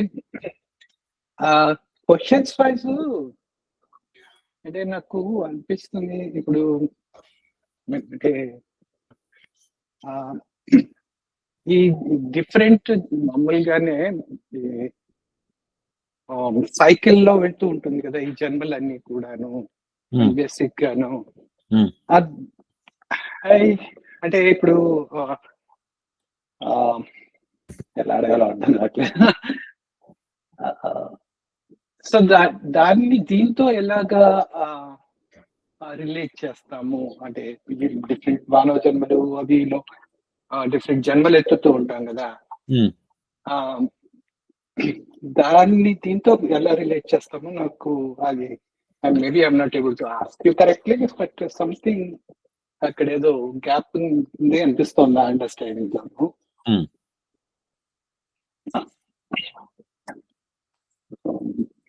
Maybe I will try to. అసలు మరి ఎలా కాదంటే నేను మీ ప్రశ్నని నేను ఎలా అర్థం చేసుకుంటున్నానంటే ఇప్పుడు ఇన్నిన్ని జన్మలు ఎత్తుతున్నాం అంటున్నారు. ఇన్నిన్ని జన్మలు ఎత్తడానికి వెనకాల ఉన్న కారణం అపూర్వ జన్మల్లో చేసుకున్న క్రియలు అది ఇది అంటున్నారు. Exactly correct. ఈ పూర్వజన్మల్లో చేసుకున్న క్రియల కర్మల ఫలితంగా ఈ జన్మ వచ్చింది. అంటే ఆ పూర్వజన్మలకు సంబంధించిన పుణ్యము పాపము ఇలాంటి ఫలితాలన్నింటినీ అనుభవించడానికి మరలా ఈ జన్మ పొందాను. మరి ఇవన్నీ ఇన్ని జన్మలు పొందుతున్నాను అనుకుంటున్నప్పుడు మళ్ళీ ఇదంతా భ్రమ, చిత్త భ్రమ, ఇదంతా ఎలా అవుతుంది? శుద్ధ చైతన్య స్వరూపం అన్నప్పుడు మళ్ళీ దీంట్లో ఇంతగా ఎలా ఆపాదించబడ్డది? కరెక్ట్ గా మీరు ఇంటర్ప్రిట్ చేస్తారు నా క్వశ్చన్. నేను అడగబోయిందని డెఫినెట్లీ అదే నేను అడుగుదాం అనుకుంటున్నాను. దీనికి నేను అనుకునే సమాధానం అంటేనండి, ఇప్పుడు మీకు నేను లాస్ట్ టైం ఒకసారి ఆ మాట ఒక లాస్ట్ వీక్ అనుకుంటా చెప్పాను. మనకి రాబోయే రోజుల్లో మనకి నిర్వాణ ప్రకరణం వస్తుంది.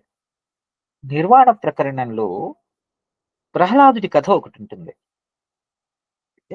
ప్రహ్లాదుడు, బలి చక్రవర్తి, విరోచనుడు ఈ విరోచనుడు బలిచక్రవర్తికి చేసిన ఉపదేశం ఏమిటి? ప్రహ్లాదుడు ఏం చేశాడు? ఇటువంటి ఆలోచనలన్నీ కూడా మనకి ఆ ప్రశ్నలకు వచ్చేటప్పటికి సమాధానం చెప్తాయి. కాకపోతే ఏంటంటే అంతవరకు మనకి అంటే దానికి వెళ్ళడానికి ఇంకా మనకు చాలా సమయం పడుతుంది నిర్వాణ ప్రకరణానికి వెళ్ళేటప్పటికి. ఎందుకంటే మనం వెళ్తున్నటువంటి ఈ పేస్ చూస్తూ ఉంటే ఐ థింక్ నెక్స్ట్ ఇయర్ కి మనకు రావచ్చు. ఇంకా ఇక్కడి నుంచి ఇంకొక 52 వారాలు పట్టొచ్చు నిర్వాణ ప్రకరణానికి వెళ్ళి. ఎందుకంటే మనకి ఏమంత హడావిడి ఏం లేదు. చక్కగా దాన్ని మనం చర్చించుకుంటూ వెళ్తున్నాం, ఆలోచించుకుంటూ వెళ్తున్నాం. కాబట్టి అంటే మీకు ఎవరికైనా తొందరగా కంప్లీట్ చేసేయండి అంటే నేను తొందరగానే కంప్లీట్ చేసేస్తా. కానీ లేదండి, అంటే మీ అలా కాదు. అంటే మీరు చూపిస్తున్నటువంటి ఆసక్తి కానీ వీటన్నిటి మూలంగా ఏంటంటే ఐఎమ్ జస్ట్ గోయింగ్ ఇన్ ఈ ఈ యోగ వాసిష్టం అనేటువంటి సబ్జెక్ట్ లోకి చాలా డీప్ గానే వెళ్తున్నాను. అందుకోసం ఏంటంటే మనకి విషయం పెట్టేటప్పుడు అంటే ఆ సమయానికి వెళ్ళేటప్పటికి కొంచెం టైం పడుతుంది. ఓకే, కాకపోతే ఇక్కడ నేను మీకు జస్ట్ ఊరికే ఒక చిన్న విషయం లాగా చెప్తా. అందులో నిర్వాణ ప్రకరణంలో ఈయన ప్రహ్లాదుడి కథ వస్తుంది. ఓకే, ఎందుకు ప్రహ్లాదుడి కథ ఎందుకు చెప్తున్నా అంటే మనకి ఇంతవరకు తెలిసినటువంటి ప్రహ్లాదుడి కథ ఏంటి? హిరణ్యకశిపుడి కొడుకు, బేసిక్ గా నారాయణ భక్తుడు, విష్ణుమూర్తి. ఈయనేమో ద్వేషి. సో అది బేసిక్ గాను ఆయన్ని కష్టాలు పెట్టడం, అది బేసిక్. ఓకే, ఇప్పుడు మీకు చెప్పబోయే ప్రహ్లాదుడి కథ కొంచెం తేడాగా ఉంటుంది. అంటే ప్రతి దీంట్లోనూ దేవుణ్ణి చూడమని కూడా ఉంటుంది కదా. నేనంటే అంత ఆ ప్రహ్లాదుడి తత్వము ఇక్కడున్నాడా అని చివరికి స్తంభంలో చూపిస్తాడు కదా హరిని. అంటే అది నీలో నాలో కాదు, అన్ని చోట్ల ఆయనే వ్యాపించి ఉన్నాడు. అలాంటి వాడిని నువ్వు ద్వేషిస్తున్నావు అంటే నిన్ను నువ్వే ద్వేషిస్తున్నట్టు అని కూడా అంటారా తత్వం? అంతే కదా. అంటే నిన్ను నువ్వే ద్వేషించుకోవడం అంటే అసలు నువ్వని వాడు ఎక్కడ స్పెషల్ గా ఉన్నావా? కరెక్ట్. ఇంకా ద్వేషం అనేది ఇప్పుడు ఎక్కడ వస్తుంది? సో ఇక్కడ అంటే మీరు ఆలోచించండి. ఇప్పుడు నిన్ను నువ్వు ద్వేషించుకోవద్దు, లేకపోతే నిన్ను నువ్వు ప్రేమించుకో. అసలు నేను అనేవాడిని ఒకడిని ఉన్నానా? ఇందాక ఇప్పుడే అమ్మవారు మనకు చెప్తున్నారు, ద్వైతాద్వైతం రెండూ కూడా నశించిపోతాయి అని అంటున్నారు కదా. ద్వైతము లేదు, సరే ద్వైతం లేదన్నప్పుడు అద్వైతమా? అద్వైతం కూడా లేదురా. ఉన్నది నువ్వు ఒక్కడివే అన్నప్పుడు ఇంకా అద్వైతం అంటే మనకి రెండు కానిది. ఇప్పుడు మన శంకరాచార్యులు వారు చెప్పినప్పుడు రెండు కానిది అనే చెప్పారు, కానీ ఒక్కటే. రెండు కానిది కాబట్టి ఒకటే అని మనం అనుకుంటున్నామా? లేకపోతే శంకరాచార్యుల వారు చెప్పిన దాంట్లో మనం ఏం అర్థం చేసుకున్నాం? అద్వైతము నీకు అంటే అక్కడ మనకు సాధారణంగా మనకి ఎక్కడ వరకు వెళ్తుందంటే రెండుగా కనిపించుతున్నా కూడా రెండు కాదు ఒకటే అనేటువంటి ఆలోచనకి వెళ్తుంది. అంటే నేను ఫస్ట్ ఇనీషియల్గా అర్థం చేసుకున్నప్పుడు అద్వైతాన్ని నేను ఏకం అని చెప్పేచ్చు కదా, అద్వైతం అని ఎందుకు చెప్పారు అంటే అప్పటి వరకు కూడా ఉన్నటువంటి ఈ జ్ఞానం ఏదైతే ఉందో అది భగవంతుడు ఒకడున్నాడు, నేను ఒకడిని ఉన్నాను అనేటువంటి ఆలోచన కాదు, రెండు విడివిడిగా లేవు అనేటువంటి ఆలోచనతో వస్తుంది మనకి అద్వైతం కదా. ఎప్పుడైతే నేను ఆ రెండింటినీ కూడా లేను, అంతా ఒక్కటే ఉన్నాను అన్నప్పుడు నాలో ఆ ఒక్కటే అనేటువంటి భావన కూడా ఉండకూడదు కదా కదా. అసలు ఎందుకంటే మొత్తం ఉన్నదంతా కూడా శుద్ధ సత్వ చైతన్య స్వరూపమే అని ఎప్పుడైతే నేను అనుకుంటూ ఉంటానో ఇక నాలో ఆలోచన ఎక్కడుంది? ఇంకా ఇంకోటి ఏదో ఉన్నది అనేది అద్వైతం అనే ఆలోచన కూడా రాకూడదు. సో నేను ఎందుకు ప్రహ్లాదుడి గురించి ఎందుకు చెప్తున్నాను అంటే, సరే మనకి ప్రహ్లాదుడి కథ మనం చిన్నప్పటి నుంచి సినిమాలో చూసింది కానీ భాగవతంలో చదువుకుంది కానీ ఎంతవరకు మన భాగవతంలో ఎంతవరకు వచ్చామో అంతవరకే ఉంటాం. కానీ నరసింహస్వామి ఆవిర్భావం వరకే ఉంటుంది కదా, తర్వాత ఉండదు. ఏమవుతుందంటే ఇక్కడ ప్రహ్లాదుడు మనకి అంటే యోగ వాసిష్టం ప్రకారం ప్రహ్లాదుడు ఏమవుతుంది, సరే నరసింహస్వామి వస్తారు, చంపేసి వెళ్ళిపోతారు. ప్రహ్లాదుడు కూడా దేవతల మీద యుద్ధానికి వెళ్ళి స్వర్గాన్ని గెలుస్తాడు. ఎందుకు చేయాలి కదా? ఎందుకంటే అవతల వాడు అన్ని చోట్ల ఉన్నాడు అన్నప్పుడు అక్కడ స్వర్గంలో ఉన్నది విష్ణుమూర్తే, భూమి మీద ఉన్నది విష్ణుమూర్తే, నాలో ఉన్నది విష్ణుమూర్తే, మిగిలిన దేవతల్లో ఉన్నది కానీ, మిగిలిన రాక్షసుల్లో ఉన్నది కానీ, మిగిలిన ఎక్కడైనా ఉన్నదంతా కూడా విష్ణుమూర్తే అనే ఆలోచన ఆయనకి ఎందుకు కలగలేదు? అప్పుడు చెప్పడం అయితే చెప్పేశాడే, సమంలో ఉన్నాడు ఎళ్ళు చూసుకోని. మరి ప్రహ్లాదుడు ఎప్పుడు దేవతల మీదకి ఎందుకు చేయలే? దేవతల మీదకి ఎందుకు యుద్ధానికి వెళ్ళాడు? స్వర్గాన్ని ఆక్రమించాడు. ఓకే, కానీ నాకు ప్రహ్లాదుడి కన్నా మనలో ఎంతమందికి విరోచనుడి కథ తెలుసు? ప్రహ్లాదుడి కొడుకు విరోచనుడి కథ ఎంతమందికి తెలుసు? నా దృష్టిలో ప్రహ్లాదుడి కన్నా కూడా గొప్పవాడు విరోచనుడు. ఎందుకంటే సరే, ప్రహ్లాదుడు వెళ్ళి ఆ స్వర్గాన్ని ఆక్రమించి స్వర్గాన్ని పాలిస్తూ ఉంటాడు. ఎందుకోసం అంటే యాక్చువల్గా ఆయన అంటాడు, నా ధర్మం ఇది, నేను చేస్తున్నాను అనేటువంటి ఆలోచన నాకు లేదు, చెయ్యాలి కాబట్టి చేసేస్తాను అంతే. అరే, చెయ్యాలి కాబట్టి చేసేస్తాను అని అంటావు ఎట్లా? రైట్. కానీ విరోచనుడు ఈయన రాజ్యం చేస్తున్నప్పుడు, అంటే ప్రహ్లాదుడు రాజ్యం నుంచి తప్పుకుని విరోచనుడిని రాజుగా చేసిన తర్వాత దేవతలందరూ వచ్చి, నేను నిన్ను గెలవలేం కాబట్టి నీ ప్రాణాలు మాకిచ్చి అని అడుగుతారు విరోచనుడు. విరోచనుడు, ఇది అసలు ఈ ప్రాణాలు నావా, ఈ దేహం నేనా, నేను వదిలేసేస్తే ఈ దేహంలో ఉంటే నువ్వు భరించలేవా? అంటే నీలో అన్నది ఎంత అజ్ఞానం ముండిపోయింది. ఈ దేహం అనే భావన నాలో ఉన్నంతసేపే కదా నీకు ఆ అజ్ఞానం అని చెప్పి అప్పటికప్పుడు ఆయన ఆ దేహాన్ని వదిలేసి వెళ్ళిపోతాడు విరోచనుడు. ఆ తర్వాత విరోచనుడు బలిచక్రవర్తికి చాలా గొప్పదైనటువంటి జ్ఞానం బోధిస్తాడు. అది తర్వాత వస్తుంది. ఎందుకు అని అంటున్నానంటే, ప్రహ్లాదుడు బతికే ఉంటాడు ఆ సమయానికి. ఎందుకంటే బలిచక్రవర్తిని ఆయన త్రివిక్రమ స్వరూపంలో పాతాళానికి పంపించేస్తున్నాడు అది ఇది అని అనుకుంటే, అప్పుడు ఆ సమయంలో ఈయన వస్తాడు కదా ప్రహ్లాదుడు. కానీ యాక్చువల్గా ప్రహ్లాదుడి కొడుకైనటువంటి విరోచనుడు చాలా గొప్పవాడైనటువంటి వాడు, చాలా గొప్పవాడు. ఎందుకంటే ఈ దేహం నేను కాదు, ఈ దేహం నాది కాదు, ఈ కర్తవ్యం, ఈ మూఢత, వాళ్ళెవరు ఇది చెయ్యాలి కాబట్టి, ఈ ఈ పనిని నేను చెయ్యాలి కాబట్టి చేస్తున్నాను అనేటువంటి అజ్ఞానం కూడా ఆయనలో ఉండదు. ఎందుకంటే ప్రహ్లాదుడు అక్కడ వస్తాడు. ఎందుకంటే ప్రహ్లాదుడు ఆయన ఈ దేవతల మీదకి వెళ్ళి ఆ స్వర్గాన్ని ఆక్రమించుకుని స్వర్గాన్ని పాలిస్తూ ఉన్నప్పుడు అడుగుతాను, ఏంటి ఇలా చేస్తున్నాను అంటే, ఇది నా కర్తవ్యం, ఇది నా ధర్మం, నేను చేసేస్తాను. ఈ ధర్మానికి సంబంధించినటువంటి ఎటువంటి ఈ కర్తవ్యానికి సంబంధించినటువంటి ఫలితం కూడా నాకు అంటక్కర్లేదు, నాకు అక్కర్లేదు, నేను అంటించుకోను అని ఉంటాడు ప్రహ్లాదుడు. కానీ విరోచనుడు అసలు ఆ స్థితిని కూడా దాటి వెళ్తాడు పైకి. నేను ఎందుకు చెప్తున్నానంటే, ఇక్కడ జన్మలు అన్నప్పుడు ఈ జన్మ పొందేది ఎవరు కదా? అంటే గంగాధర్ గారు, ఇది నేను మీకు అవతల నిర్వాణ ప్రకరణం వచ్చినప్పుడు ఇంకా విపులంగా చెప్తాను.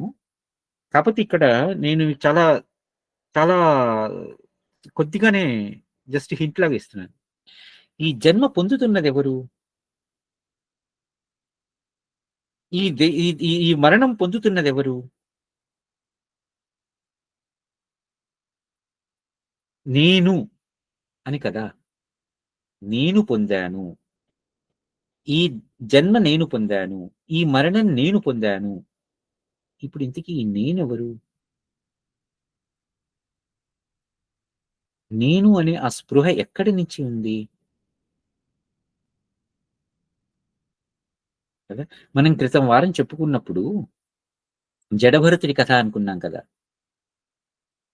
జడభరతుడి కథలో అప్పటి వరకు కూడా మనస్సులో దేని గురించి అయితే ఆలోచించాడో జడభరతుడు ఆ దేహాన్ని వదిలివేస్తూ తాను సృజించుకున్నటువంటి తన ఆలోచన పరిధి మేరకు ఎలా వెళ్ళిందో అలాంటి రూపాన్ని పొందాడు. పొంది మళ్ళీ ఆ జన్మలో ఉన్నాడు. కానీ తర్వాత ఏమనుకుంటా లేడీగా మారినా కూడా ఆయన తనలో ఉన్నటువంటి పూర్వం నుంచి వచ్చినటువంటి జ్ఞానాన్ని వదులుకోలేదు. ఎంత లేడీగా ఉన్న ఆయన జడభరతుడు తనలో ఉన్నటువంటి ఆ అద్వైతమైనటువంటి జ్ఞానాన్ని వదులుకోకుండా చాలా జడంగానే ఉండేవాడు లేడీగా ఉన్నవాడు.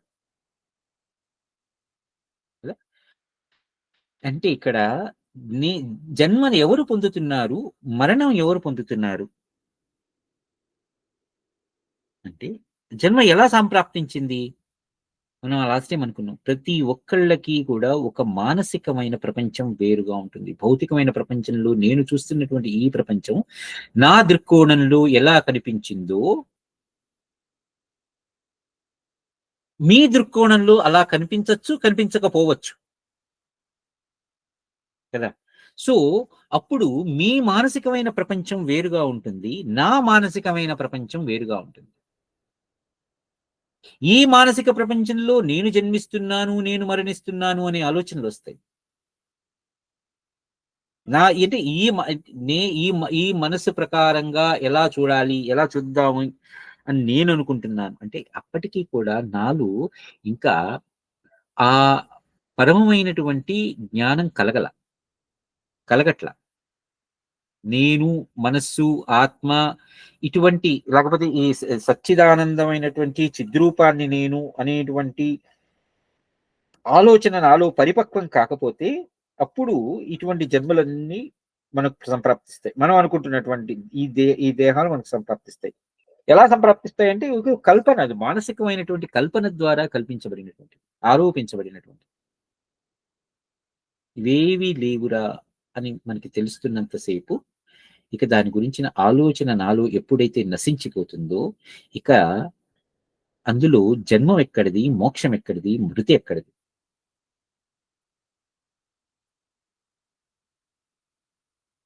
సో అంటే నేను ఇంతవరకు ఇక్కడితో ఆపుతాను. ఎందుకంటే మనకి నిర్వాణ ప్రకరణం వచ్చేటప్పటికి దీనికి సంబంధించి చాలా విపులంగా ఉంటుంది. ఓకే, మీరు ఏమనుకోకపోతే కొంచెం ఇంకొక డౌట్. ఐ మీన్ నేను ఒకటి అనిపిస్తుంది, I'm not able to think వీళ్ళు ఇద్దరు ఎవరు రమణి మోహిని గారు వాళ్ళు కొంచెం నాకన్నా మెచ్యూర్డ్ గా ఆలోచిస్తున్నారేమో అనిపిస్తుంది అని. బట్ నా అవన్నీ బేసిక్ క్వశ్చన్స్ అండి, ఏమో స్టూపిడ్ క్వశ్చన్స్ కూడా ఏమో తెలీదు. ఇది చాలా బేసిక్ గా నాకు సడన్ గా ఇప్పుడే అనిపించింది. ఓకే, వశిష్ఠుల వారు రాముల వారికి ఇదంతా చెప్పారు, యోగ సిస్టమ్ అంతా చెప్పారు. So now he should be able to think everything is ఒకటే అని చెప్పేసి ఉండాలి కదా. మరి ఆయన స్టిల్ రావణాసురుడి మీద యుద్ధానికి చాలా చాలా మంచి ప్రశ్న అడిగారు. ఓకే, ఎందుకంటే ఇది మేము కూడా చదువుకునేటప్పుడు మాకు చాలా సార్లు ఇదే వచ్చింది. ఎందుకంటే రాముల వారు కూడా చాలా సార్లు ఒకటే ప్రశ్న అడుగుతూ ఉంటారు. మనకి అదే ఈ ప్రశ్న ఇంతకు ముందు చాలా సార్లు అడిగారు కదా, మళ్ళీ ఎందుకు అడుగుతున్నారు అనేటువంటి ఆలోచన కూడా వస్తుంది. అలానే ఇంత జ్ఞానం తెలుసున్నవాడు పెళ్ళాన్ని ఎవడో ఎదిగిపోయాడు అనగానే పరిగెత్తుకుంటూ వెళ్ళి, ఏడ్చుకుంటూ వెళ్ళి, పుట్లంబడా పరిగెత్తుకుంటూ వెళ్ళాడు అనే ఆలోచన కూడా వస్తుంది. తర్వాత ఏంటి, ఎవరిని పడితే వాడిని సాయం అడుగుతూ వెళ్ళాడు అని కూడా వస్తుంది. ఎందుకంటే ఇప్పుడు మరి అన్ని ఒకటే అయినప్పుడు ఈవెన్ రావణాసురులో కూడా ఆయన బ్రహ్మాన్ని చూడాలి, ఆయన అది సేమ్ నేనే అనుకోవాలి కదా. కరెక్ట్ అండి. నాకు అదే సేమ్ క్వశ్చన్ వచ్చిందండి గంగాధర్ గారు. సో అంటే నేను కూడా ఇందాకే ఉదయ్తో జస్ట్ ఒక హాఫ్ అన్ అవర్ బ్యాక్ తను కూడా వింటున్నారు పక్కన ఇందాక. సో మరి ఎందుకు ఇదంతా, ఎందుకు ఇంకా మీరు అన్నారు కదా విద్య రెండు ఒకటే అయినప్పుడు విద్య కూడా అదేంటి అవిద్య కిందే అని అన్నారు. అన్నప్పుడు ఇంకా దాని వాట్ ఈస్ ద పాయింట్ కదా. మరి ఇంకా అసలు మనం నేర్చుకోవాల్సిన అవసరం ఏముంది విద్య? ఇప్పుడు మనకి సౌందర్య లహరిలో ఒక శ్లోకంలో ఇదే చెప్తారు, ఆ చైతన్యం అనేది మనకి అమ్మవారు ఇస్తారు, దానివల్ల మనలో ఉన్న ఈ అంధకారము అజ్ఞానము అనేది పోతుంది. ఏ విధంగా అయితే వరాహమూర్తి బురదలోంచి పైకి లేపాడో భూమిని, అదే విధంగా అమ్మవారు మన్ని పైకి లేపుతారు ఈ సంసారం అనే బురదలోంచి అని ఒక అద్భుతమైన శ్లోకం. సో నేను ఒకటే ఏమనుకున్నానంటే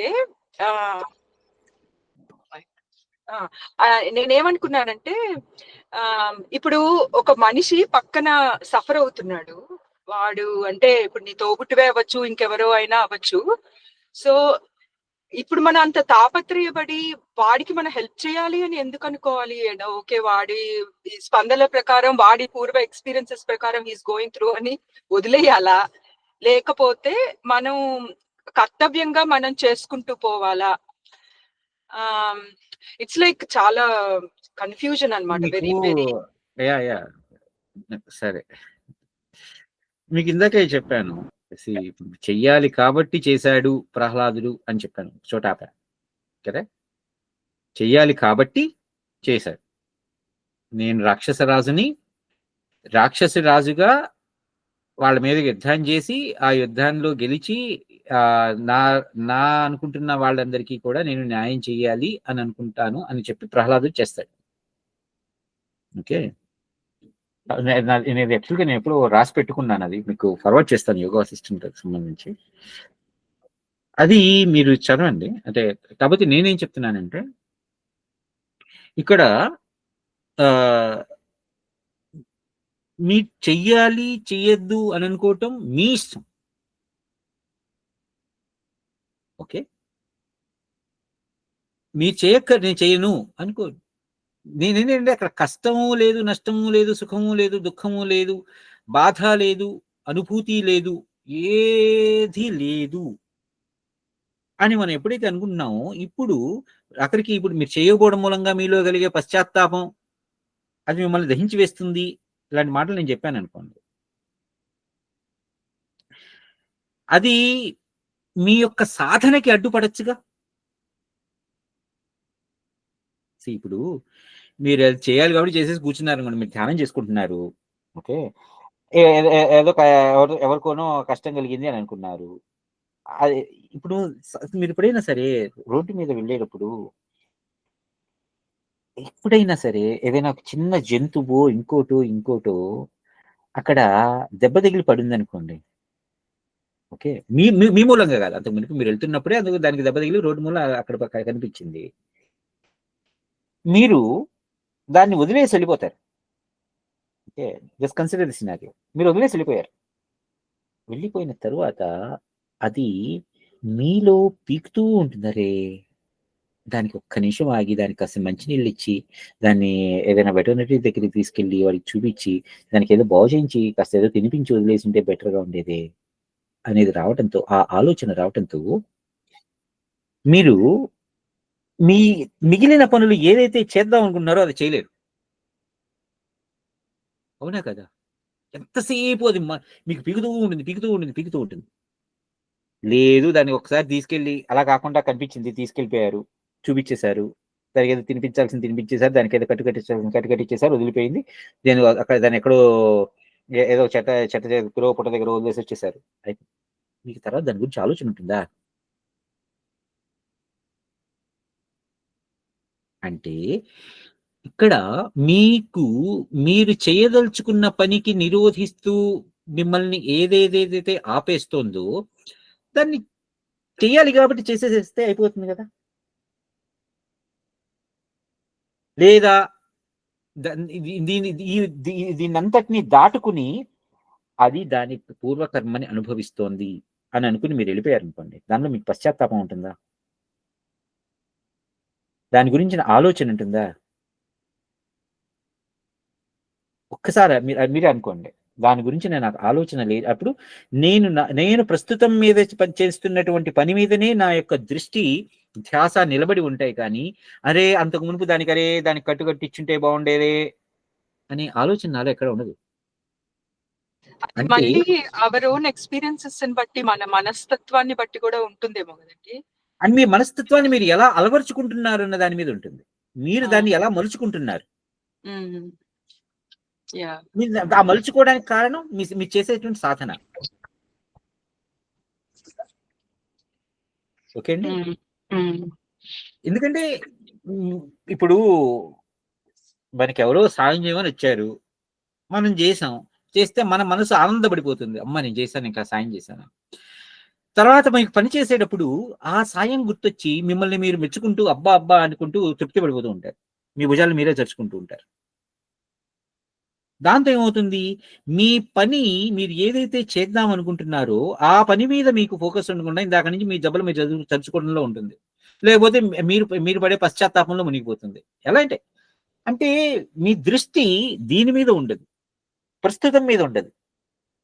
గతంలో ఉండి ప్రస్తుతం పనిచేస్తుంటారు. అంటే మీరు ఎక్కడో ఉంటారు, ఎక్కడో ఉండి ఇప్పుడు ఇంకో పని చేస్తూ ఉంటారు.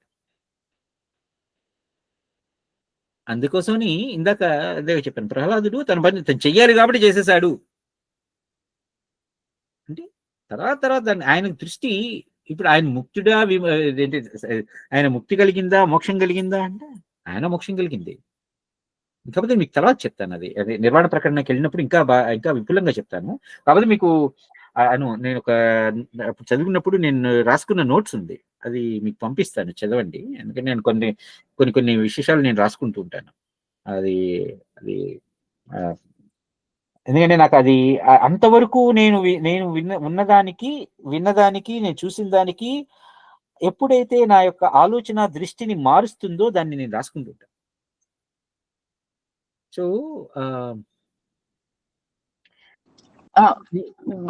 నాకు ఒకటండి సారీ ఈ రోజు లాంగ్ అయిపోతున్నట్టుంది. నేను మీరు అన్నట్టు ఇదంతా ఒకళ్ళ కల్పన, ఒకళ్ళ ఊహ, ఒకళ్ళ ఆలోచన అని అన్నప్పుడు ఈ పాజిటివ్ థింకింగ్ ఎక్కడ ఎగ్జిస్ట్ అవుతుంది? మీకు అసలు థింకింగే ఉండదు అప్పుడు. ఇంకా అదే చెప్తున్నాను, పాజిటివ్ లేదు, నెగిటివ్ లేదు. ద్వైతం అద్వైతం అనేది కూడా మీ థాట్ ప్రాసెస్ లోకి వెళ్ళిపోతాయి. ద్వైతం అనేది కానీ అద్వైతం అనేది కానీ మీ థాట్ ప్రాసెస్ వెళ్తుంది. అసలు ఆ రెండు కూడా అక్కర్లేదు, ఉండవు అనేది అమ్మవారు చెప్తున్నది ఇక్కడ. ఓకే, అంటే ఇది చాలా అంటే ఇప్పుడు మోహిని అన్నట్టు ఇప్పుడు ఎవరికైనా ఏదైనా కష్టం కలిగింది, అరే భగవంతుడా వీళ్ళకి ఆ కష్టాన్ని తొలగించు అని ఆలోచించడం కూడా ద్వైతమే అంటారు. అంతే కదా.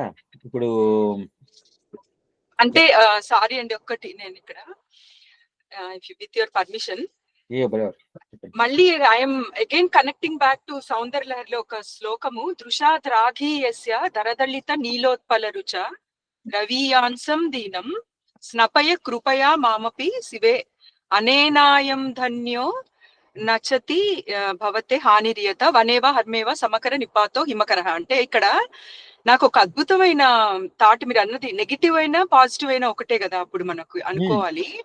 సో ఇక్కడ ఏం చెప్పారంటే ఆయన ఎగ్జాంపుల్ ఆదిశంకరాచార్యులు గారు, సమకర నిపాతో హిమకరగా, ఏ విధంగా అయితే సూర్యుడు అందరి మీద ఒకే దృష్టితోటి చూస్తున్నాడో, అంటే ఇప్పుడు ఒకడు భవనంలో ఉన్నాడు కాబట్టి నేను ఎక్కువ వెలుగునిస్తాను, ఒకడు దీంట్లో ఉన్నాడు కాబట్టి ఏమంటారు గుడిసెలో ఉన్నాడు కాబట్టి నేను వాడికి తక్కువ ఇస్తాను, లేకపోతే వైస్ వర్సా. అలా కాకుండా సమైక్యమైన దృష్టితోటి ఏ విధంగా అయినా సూర్యుడు చూస్తున్నాడో అదే విధంగా ఉండాలి అనే ఒక రకంగా మీరు చెప్తున్న ఇది ఆ స్థితిలోకి ఎదగాలి. ఒక చిన్న ఇది యాడ్ చేయొచ్చు, ఒక చిన్నది. అంటే యాక్చువల్ గా నేను కూడా బుద్ధితో ఆలోచిస్తాం కదా, దాని వల్ల ప్రాబ్లం. అంటే ఇప్పుడు ఫర్ ఎగ్జాంపుల్ మీకు లడ్డు తిన్నట్టుగా థాట్ ఉంది, అలాగే కారం తిన్నట్టుగా థాట్ ఉంది. రెండు థాట్స్ ఒకటే కదా మీకు. యాక్చువల్గా మీ బ్రెయిన్ లో థాట్స్ రెండు వచ్చాయి. మీరు థాట్ ని ఆలోచించినప్పుడు అవి రెండు డిఫరెంట్ థాట్స్, కానీ అవి రెండు మాత్రం యాక్చువల్గా థాట్స్. సో మీరు కరుణగా చూసినా అదే థాట్, ద్వేషంతో చూసినా థాటే. సో మీకు రెండు థాట్స్ లా చూస్తే మీకు రెండిటికి ఐడెంటికల్, రెండు same, it's a thought. But మీరు విడిగా ఆలోచించారనుకోండి, ఆ రెండు వ్యూ అవుతాయి. అలాగే నేను అనే పదం చాలా నేను కూడా కన్ఫ్యూజింగ్ గా ఉంటుంది అనుకుంటానండి. ఎందుకంటే నేను అనగానే ఇందాక సంవత్సరం కూడా చెప్తున్నారు కదా, శరీరం గుర్తొస్తుంది, కొంతమందికి ఏమో ఇది వస్తుంది. అసలు నేననేది ఒక థాట్. మిగతా కరుణలాగా, ద్వేషంలాగా, ఇంకో దానిలాగా నేననేది కూడా ఒక థాట్ కదా. అప్పుడు ఇందాక నేననేది ఎవరో కనుక్కోండి అన్నారు కదా. అప్పుడు నేననేది థాట్ అయినప్పుడు ఆ థాట్ చుట్టూరానే మీరు ప్రపంచం క్రియేట్ చేసుకుంటున్నారు. ఆ థాట్ చుట్టూనే జన్మలు ఎత్తుకుంటున్నారు. ఆ థాట్ చుట్టూరానే అన్ని చేస్తున్నారు. సో అప్పుడు యాక్చువల్‌గా నేననేది థాట్ అయిపోయింది.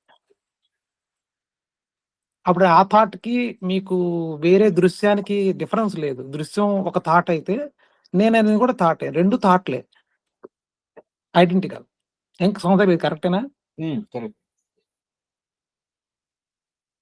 అద్వైతం వైపు నుంచి చూసినప్పుడు మీకు 2 థాట్సే అవుతాయి.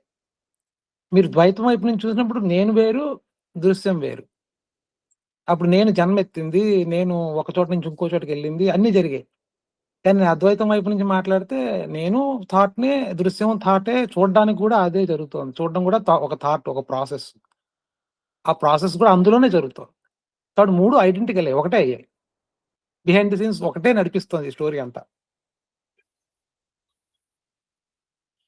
అంటే మురళి ఏమంటున్నాడంటే అవతల ఒక కొండ ఉంది, మంచిగా ఎత్తైన జలపాతం ఉంది. మీరు చూస్తున్నారు ఆ కొండ ఎత్తైన జలపాతాన్ని. కరెక్ట్. ఇప్పుడు ఆ జలపాతానికి సంబంధించిన అనుభూతిని ఎవరు అనుభవిస్తున్నారు? నేను అనుభవిస్తున్నాను.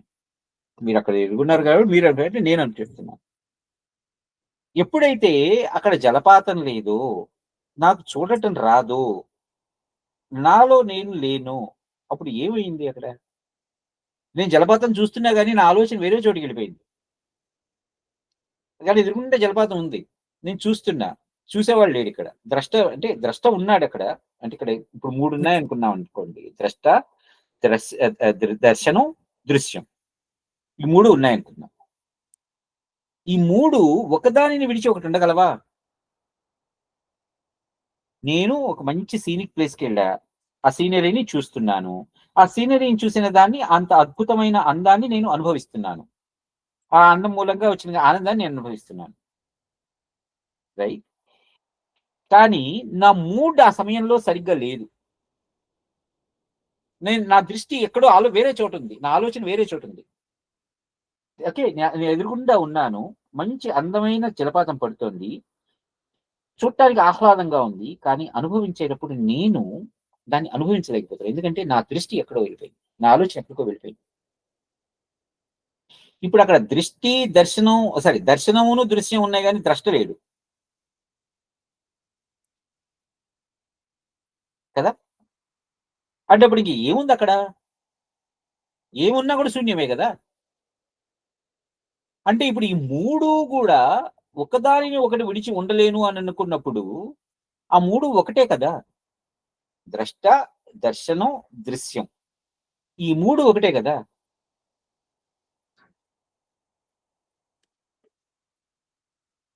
అంతే గదండీ. ఎందుకంటే ఇప్పుడు సపోజ్ ఇది మంచి నాలో ఆనందించగలిగేటువంటి స్వభావం ఉంది. నా మూడ్ కూడా చాలా బావుంది. కానీ నా కళ్ళు కనిపించవు. ఎదురుగుండా మంచి దృశ్యం ఉంది. కానీ నా కళ్ళు కనిపించవు. ఏం జేయాలి? నేను అనుభవించగలనా?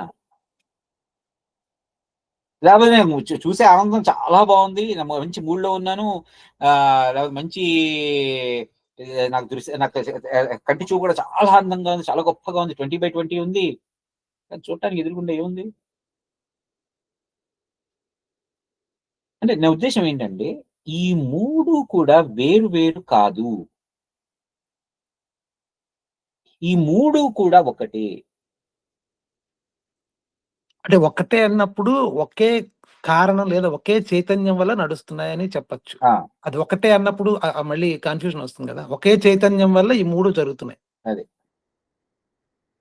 అంటే ఆ చైతన్య స్వరూపమే, చైతన్యమే చిత్. ఆ చైతన్యం. సద్వస్తువని ఏదైతే అంటున్నానో, ఆ సద్వస్తువే చైతన్యమైనటువంటి చిద్వస్తువు అయింది.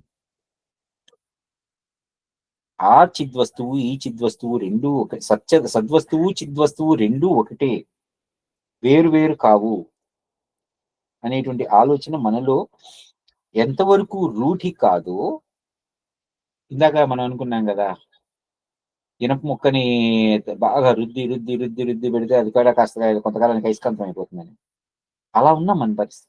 ఇంకొక ఎగ్జాంపుల్ ఉంది యాక్చువల్ గా ఇక్కడ, అంటే ఇది ఆల్రెడీ విన్నారేమో నాకు తెలీదు. అద్దం ముందర నుంచున్నప్పుడు మీకు మీరే కనిపిస్తారు, కానీ అద్దం మీద మసకగా కనిపిస్తారు.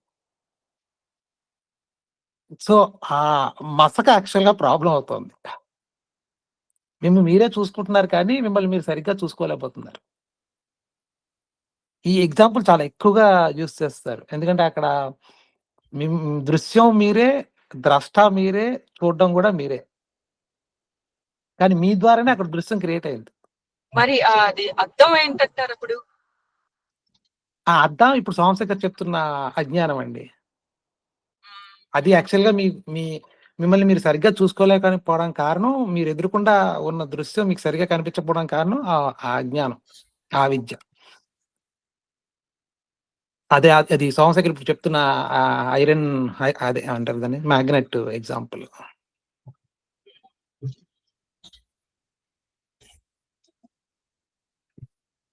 అంటే నేను ఇక్కడ ఎగ్జాంపుల్ అర్థం అని చెప్పడం అంటే మనిషి బొమ్మలో చెప్పాను, కానీ యాక్చువల్గా మళ్ళీ మనిషి కాదు, మనిషి అది ఆకారం కాదు కదా, ఆకారం అని కాదు, జస్ట్ ఎగ్జాంపుల్ కోసం అది.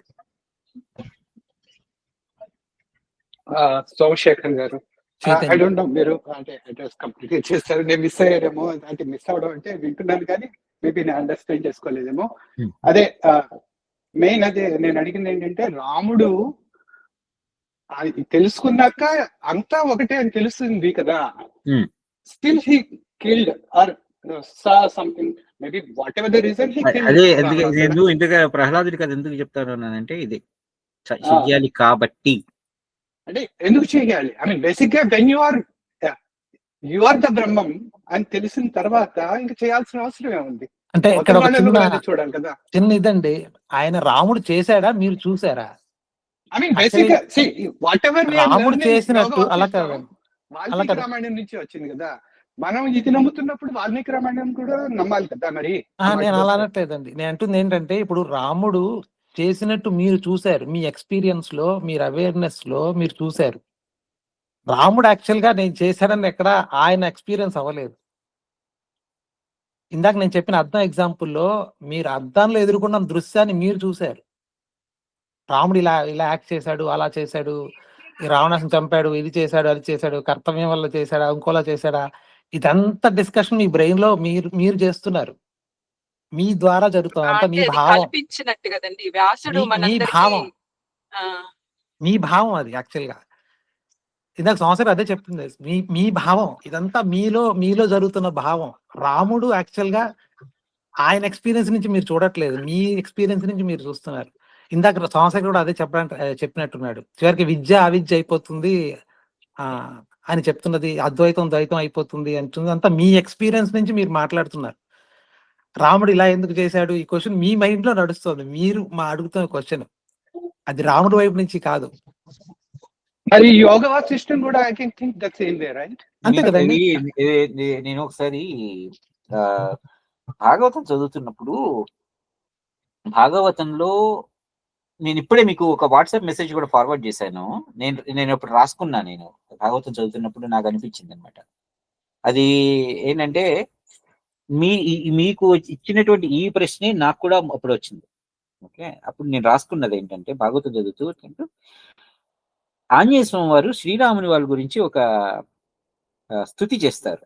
అందులో ఇలా ఉంటుంది ఏంటంటే, ఓంకార స్వరూపుడైన శ్రీరామచంద్రుడు జగత్ ప్రసిద్ధమైన యశోవైభవములు గలవాడు, సత్పురుష లక్షణములు గలవాడు, సౌశీల్యమునకు సత్ప్రవర్తనకు నెలవైనవాడు, మనోనిగ్రహము కలవాడు, తనను ఉపాసించడి వారలకు దర్శన మసుగుడకై తత్పరుడగు కృపామూర్తి, సాధువాదమునకు గీటురాయి బ్రాహ్మణ భక్తుడు అట్టి పరమపురుషుడైన శ్రీరామునకు పదే పదే నమస్కారం.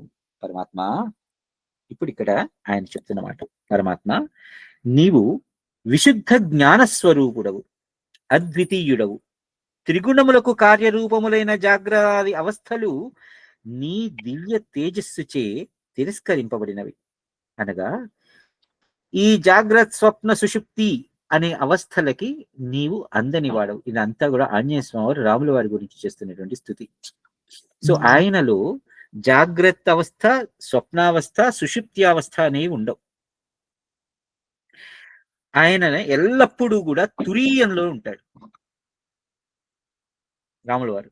ఓకే, అనగా ఈ జాగ్రత్త స్వప్న సుషుప్త్యావస్థలకు అందని వాడవు, సర్వాంతర్యామివి, పరమ శాంత స్వరూపుడవు, పవిత్రాంతఃకరణము గల వారిచే తెలియబడు వాడవు, నామ రూప భేద రహితుడవు, అహంకారము నీ దరి చేరదు, అట్టి నిన్ను శరణుజొచ్చుచున్నాను. ప్రభువు, నీ మానవావతారము కేవలము రాక్షస సంహారం కొరకే కాదు, మానవులకు నీ ఆచరణ ద్వారా ఉత్తమ శిక్షణను ఒసంగుటయు దాని ప్రయోజనము. అట్లు కానిచో ఆత్మస్వరూపమునందే పరమానందమును పొందెడి జగదాత్మవు జగదీశ్వరుడు అయిన నీకు సీతాదేవి ఎడబాటు వలన ఇంతటి దుఃఖము ఎట్లా కలుగును? అనగా సీతాదేవి నీకు నిత్యాయనపాయిని కదా, నిత్యానపాయిని. ఎడబాటు కేవలము నీ లీల మాత్రమే. ఆయన కేవలం ఒక లీల ప్రదర్శించడానికి మాత్రమే ఆయన చేశాడు. ఎల్లప్పుడూ ఆయన అనుసరించి వచ్చేది నిత్యానపాయిని అంటే. ఎల్లప్పుడూ సీతమ్మ వారు, మరి ఎల్లప్పుడూ ఆయన అంటే ఉండేప్పుడు సీతమ్మ వారు ఇంకా ఆయన ఎందుకు చంపాలి, ఎవరిని చంపాలి? అసలు ఆయన చంపుతున్నాడు అనేటువంటి ఆలోచన మనకి ఎక్కడొచ్చింది? మనకి కనిపిస్తున్నది. ఆయన ఆ సందర్భంలో, రావణాసురుణ్ణి చంపే సందర్భంలో నేను చంపుతున్నాను అనే ఆలోచన ఆయనకి లేదా? ఉందా లేదా?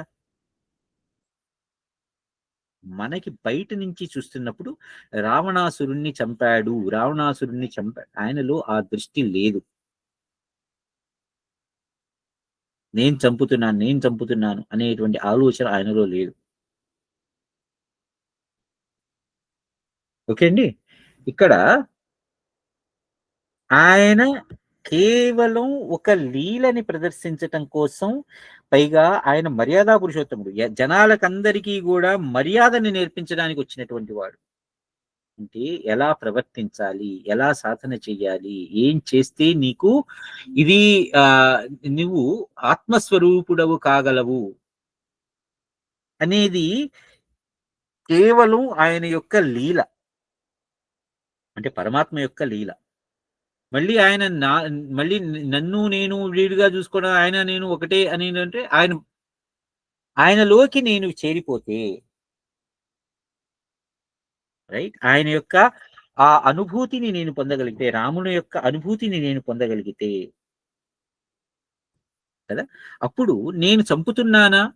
ఎందుకంటే ఇప్పుడు మనకి ఇంత చంపుతున్నవాడు కృష్ణావతారంలో నువ్వు చంపట్లేదు అనేటువంటి ఆలోచన నీకు లేదు, నీకెందుకు అనేది అంటాడు కదా. నువ్వు చంపుతున్నావు అనేది ఆలోచన నీకెందుకు?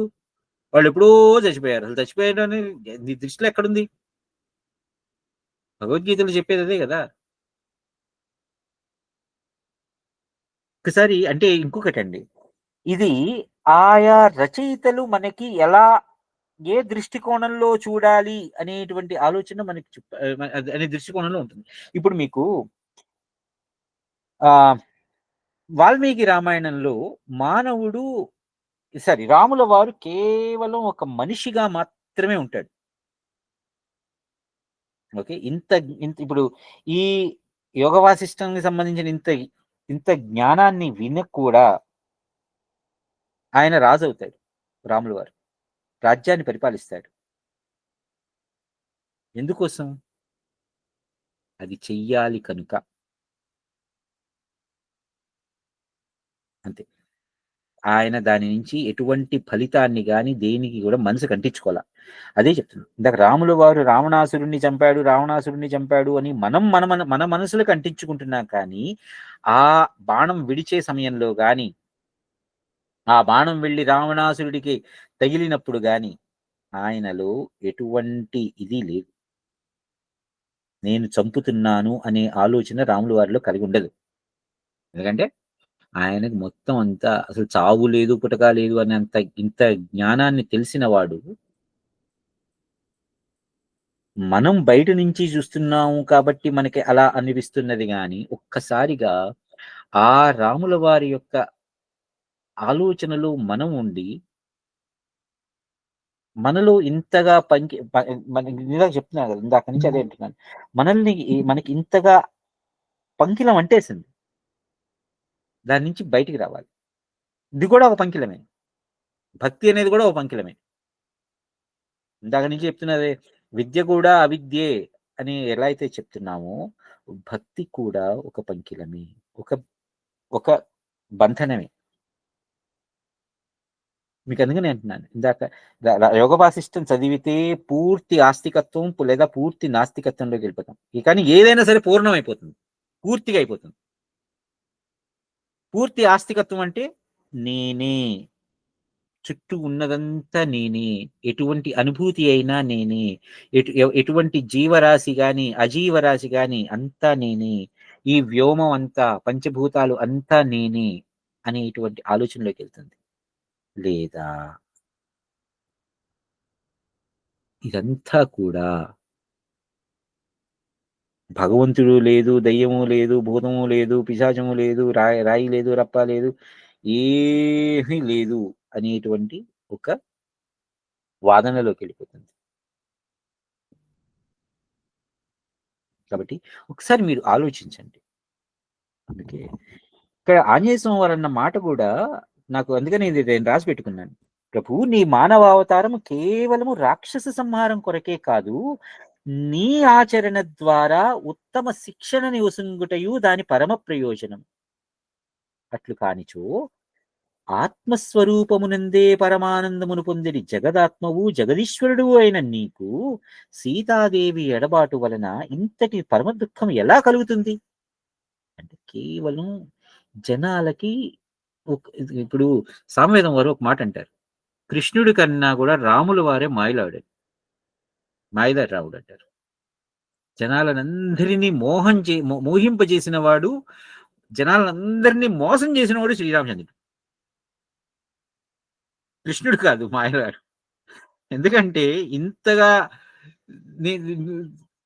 ఏంటి, నేను మనిషిగా వచ్చాను, మనిషిగానే చేస్తాను, అంతా మనిషిగానే ఉంటాను అని అనిపించేటువంటి వాడు పరమాత్మ. వాడు వచ్చి అలా చేసి ఇలా వెళ్ళిపోయాడు. కానీ మనం అందరం ఏమైపోయాం, ఆయన మోహంలో పడిపోయి ఆయన చేసిందే ఇది అనుకుని, రైట్, రావణాసురుడిని చంపేశాడు, లేకపోతే ఉత్తర రామాయణంలో చెప్పినట్టు ఇంకోటి నవ్వున చంపేశాడు, సూర్యుడిని చంపేశాడు, అది చంపేశాడు, శంభుకుడిని అది చేశాడు, ఇది చేశాడు అని అనుకుంటాం. కేవలం ఒక రాజధర్మం కోసం అది చేశాడు అని అనుకోవచ్చు. అంటే కేవలం ఎవరు ఎలా ఉండాలి, ఏ ఆచరణ, ఇది సమాజం సమానంగా జనించినది. ప్రతి ఒక్కళ్ళ పుట్టుక ఒకటే, ప్రతి ఒక్కళ్ళ నిర్యాణము ఒకటే, ప్రతి ఒక్కళ్ళకి నిర్వాణము ఒకటే. కాబట్టి ఉన్నదంతా కూడా ఒకటి. సో ఇక్కడ ఆయన అంటున్నారు, అట్లు కానిచో ఆత్మస్వరూపమునందే పరమానందమును పొందేది జగదాత్మవు జగదీశ్వరుడు అయిన నీకు సీతాదేవి ఎడబాటు వలన ఇంతటి దుఃఖం ఎట్లా కలుగుతుంది? కేవలం ఇదంతా నీ లీల మాత్రమే స్వామి. నీవు హీర పురుషులకు ఆత్మస్వరూపుడవు, అందరికీ పరమ సుహృదుడవు. నీవు సకల ప్రాణులలో అంతర్యామిగా విరాజిల్లెడి వాసుదేవ భగవానుడవు. వసతీతి వాసవ అంటారు, ఉండేవాడు కనుక వాసుదేవుడు. వసతి అంటే ఉండేవాడు, వాడు గనుక వాసుదేవుడు. ముల్లోకములలో దేనియందు కూడా ఆసక్తి లేనివాడవు.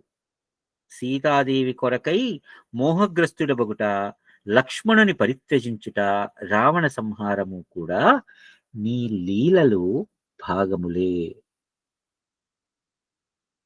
ఇదంతా కూడా రాముల వారు ప్రదర్శించినటువంటి ఒక లీల,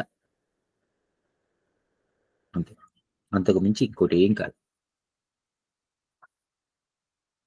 మనం మోహింపవ చేయబడ్డాం రాముల వారిని చూసి. ఆయన అంత గొప్పవాడు, జనాలందరినీ మోహింపజేసేస్తాడు.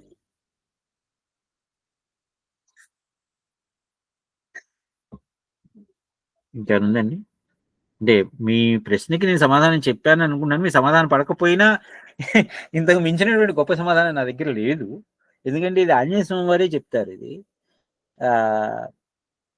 ఇంకా నేను కాబోలు అనుకుని నేను కూడా వెళ్ళిపోతున్నా.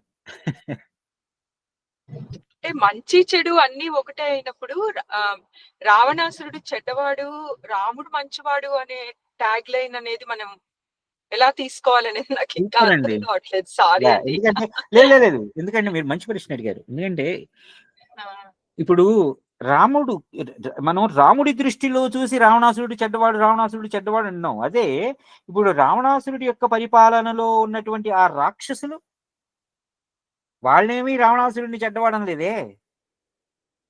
వాళ్ళందరూ కూడా ఆ రావణాసురుడిని జైలు పలికారే, లంకలో ఉన్న రాక్షసులందరూ కూడా.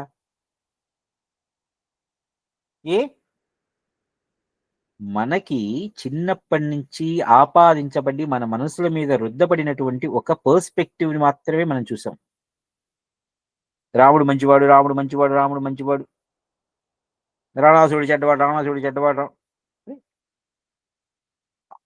అవతల ఏమిటి అనేటువంటి ఒక మనం విషయాన్ని ఆలోచించకుండా ఒక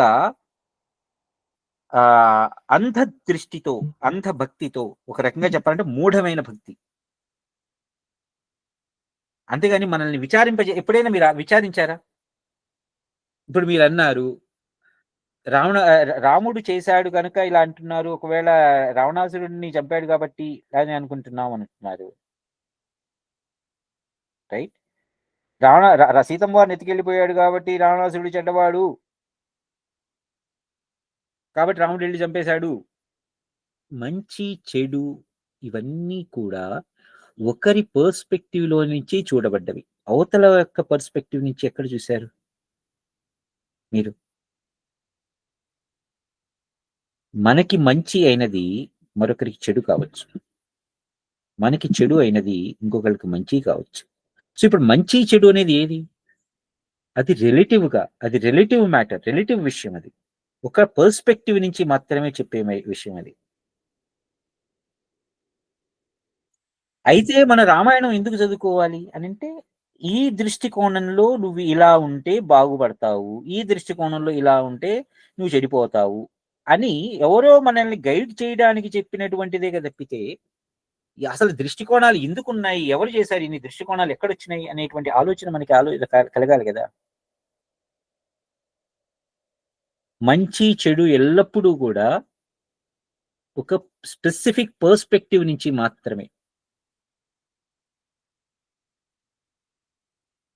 ఆ స్పెసిఫిక్ పర్స్పెక్టివ్ దాటి బయటికి వెళ్ళిపోవాలి. వెళ్ళి చూడండి ఏది మంచి ఏది చెడు.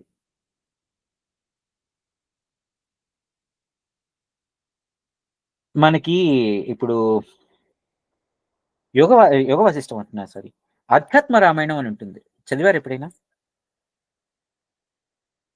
ఎవరైనా చదివారు అధ్యాత్మ రామాయణం? లేదండి. ఓకే. అధ్యాత్మ రామాయణంలో మనకి సుందరకాండలో ఒక స్పెసిఫిక్ సీతమ్మ వారి దగ్గరికి వచ్చి రావణాసురుడు అదే ఆంజనేయ స్వామి వారు ఆ చెట్టు మీద ఉన్నప్పుడు సీతమ్మ వారి దగ్గరికి వచ్చి రావణాసురుడు కొన్ని ప్రేలాపనలు మాట్లాడాడు అని చెప్పినప్పుడు చాలా చాలా చెడు మాటలని మాట్లాడాడు అని ఉంటుంది కదా. మనకి మామూలు సుందరకాండలో, అంటే వాల్మీకి రామాయణంలో సుందరకాండలో ఇలా ఉంటుంది. అధ్యాత్మ రామాయణంలో కూడా అదే ఘట్టం ఉంటుంది. అయితే అధ్యాత్మ రామాయణం ఏంటంటే ఒక జీవుడి యొక్క పరివేదన కనిపిస్తుంది అందులో. అంటే ఎంతకాలం నేను ఈ దేహంలో ఉండాలి, ఎంతకాలం నేను ఈ దేహాన్ని దాటి, ఎంతకాలంలో నేను ఈ దేహాన్ని దాటి ఆ పరమాత్మ దగ్గరికి వెళ్ళొచ్చు అంటే ఒక సాధన ఎలా చెయ్యాలి, ఏం చెయ్యాలి, ఇదంతా కూడా మనకి అందులో కనిపిస్తుంది. నా దగ్గర ఉంది అధ్యాత్మ రామాయణం, ఎప్పుడైనా కావాలంటే మనం చదువుతాము. అది రావణాసురుడు వచ్చి సీతమ్మ వారి దగ్గర ఈ ప్రేలాపలన్నీ మాట్లాడినవి ఏవైతే ఉన్నాయో అవి పైకి చూస్తే చాలా ఏంటి చెడ్డ మాటలుగా అనిపిస్తాయి. కానీ దానిని అంతర్లీనంగా చూసుకుంటూ వెళ్తే అది యాక్చువల్గా రాముల వారి పట్ల చేసిన స్తుతి అవుతుంది. అంటే ఒక జీవుడి యొక్క పరివేదన అవుతుంది. రాముడు పరమాత్మ, ఈ రావణాసురుడు జీవాత్మ. ఈ జీవాత్మ పరమాత్మని చేరుకోవడానికి చేసినటువంటి ప్రయత్నం, ఆ సాధన, ఆ రామరావణ యుద్ధం అనే దృష్టికోణంలో వెళ్తుంది అధ్యాత్మ రామాయణం.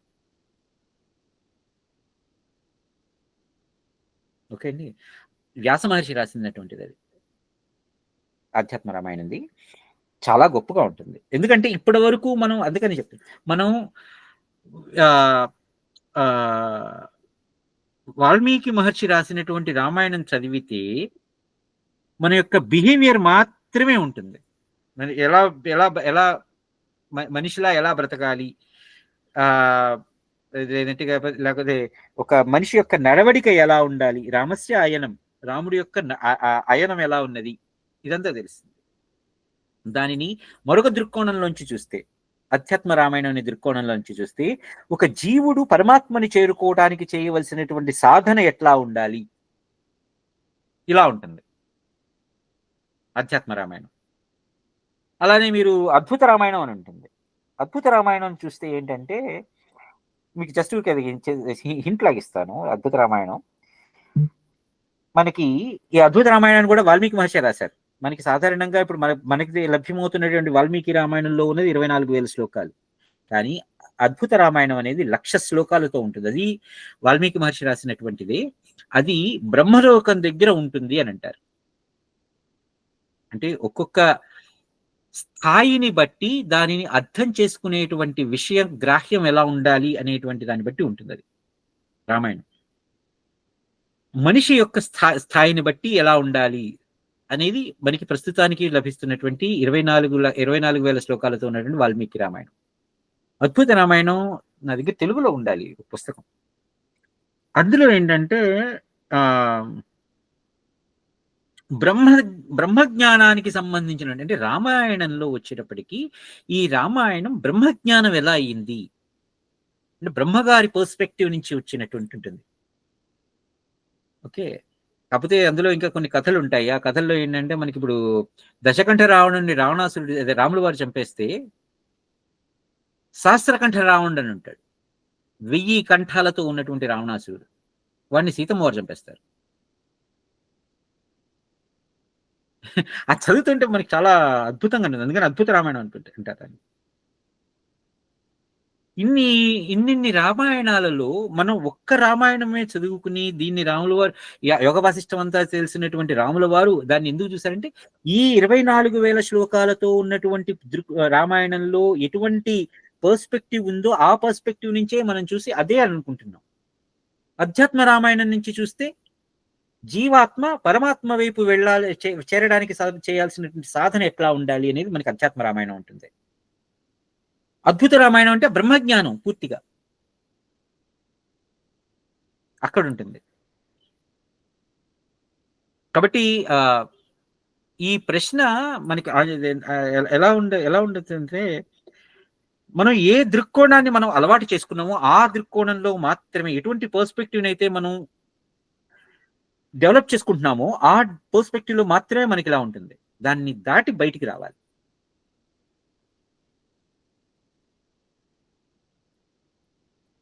ఓకే అండి, మీకు ఎప్పుడైనా మనం అధ్యాత్మ రామాయణం కూడా చదివి వినిపిస్తాను. అది చాలా అద్భుతంగా ఉంటుంది. ఆ విషయంలో అప్పుడు మనకి ఇంకా ఈ పర్టికులర్ క్వశ్చన్ కి సంబంధించి చాలా విషయాలు తెలుస్తాయి మనకి. యాక్చువల్గా రావణాసురుడు సీతమ్మ వారికి ముందర రాముల వారిని తిడుతూ అన్న మాటలు ఏవైతే ఉన్నాయో అది యాక్చువల్గా ఒక స్థుతి. దానిని రావణకృత నిందాస్తుతి అంటారు. రావణాసురుడు చేసినటువంటి నిందలాగా కనిపించేటువంటి స్థుతి అది. రావణకృత శ్రీరామ నిందాస్తుతి. నా దగ్గర కావాలంటే పుస్తకం ఉంది. దాంట్లో దాన్ని మీకు జస్ట్ ఫోటో తీసి పంపిస్తాను, చూడండి. ఆ తర్వాత మనం అధ్యాత్మ రామాయణం చదివినప్పుడు అది మీకు పూర్తి వివరంగా చెప్తాను. ఓకే అండి. గంగాధర్ గారు, మోహిని గారు. ఓకే అండి, థ్యాంక్స్. యా యాక్చువల్లీ అది నాకు ఇప్పటిదాకా నేను ఐ వాజ్ ఇన్ ఒక వే ఆఫ్ థింకింగ్ లో ఉన్నాను అనమాట. ఎందుకు మనం రామాయణాన్ని ఇన్నిసార్లు ఇన్ని రకాల మంది రాసింది చదవాలి, ఒకటే స్టోరీ కదా అని. So but after listening to this నాకు ఒకటి అర్థమైందంటే, ఇప్పుడు these are all experiences shared కదా. సో అందుకని మనం పర్స్పెక్టివ్ ని బట్టి we have to look at how they have narrated it. వాళ్ళకు వచ్చే స్పందనలు, ఆలోచనలు బట్టి వాళ్ళు రాశారు. అది అంటే మనం వాళ్ళ నుంచి కూడా ఎంతో కొంత నేర్చుకోవచ్చు. ఇంకొకటి, రామాయణం చాలా నెగిటివ్ గా రాశారు. ఒక ఆవిడ పేరు నాకు గుర్తు రావట్లేదు, దాని మీద పెద్ద రామాయణ విషవృక్షం. కరెక్ట్. సో ఇప్పుడు నాకు వే ఆఫ్ థింకింగ్ టోటల్లీ మారిపోయింది అనమాట. సో మేబీ అంటే ఆవిడది కూడా చదవటంలో తప్పేమీ లేదు. మేబీ ఆవిడ ఊహలని బట్టి ఆవిడ రాశారు దాన్ని. సో ఏది మనం జడ్జ్ చేయడానికి లేదు. కాకపోతే ఏంటంటే అది కేవలం ఒక రచనగా చదవండి. ఆ పర్స్పెక్టివ్ ఏంటో చూడండి. ఆ పర్స్పెక్టివ్ లో మీకు ఆ పర్స్పెక్టివ్ లో ఉండేటువంటి లోపం ఏమిటి, లేకపోతే నష్టం ఏమిటి, లేదంటే కనుక లాభం ఏమిటి, ఇవన్నీ కూడా మీరు విచారించండి. ముప్పాళ్ళ రంగనాయకమ్మది రామాయణ విషవృక్షం. అవును, కరెక్ట్. యా, థ్యాంక్స్ అండి. థ్యాంక్ యూ అండి. జై శ్రీరామ్. అందరికీ జై శ్రీరామ్.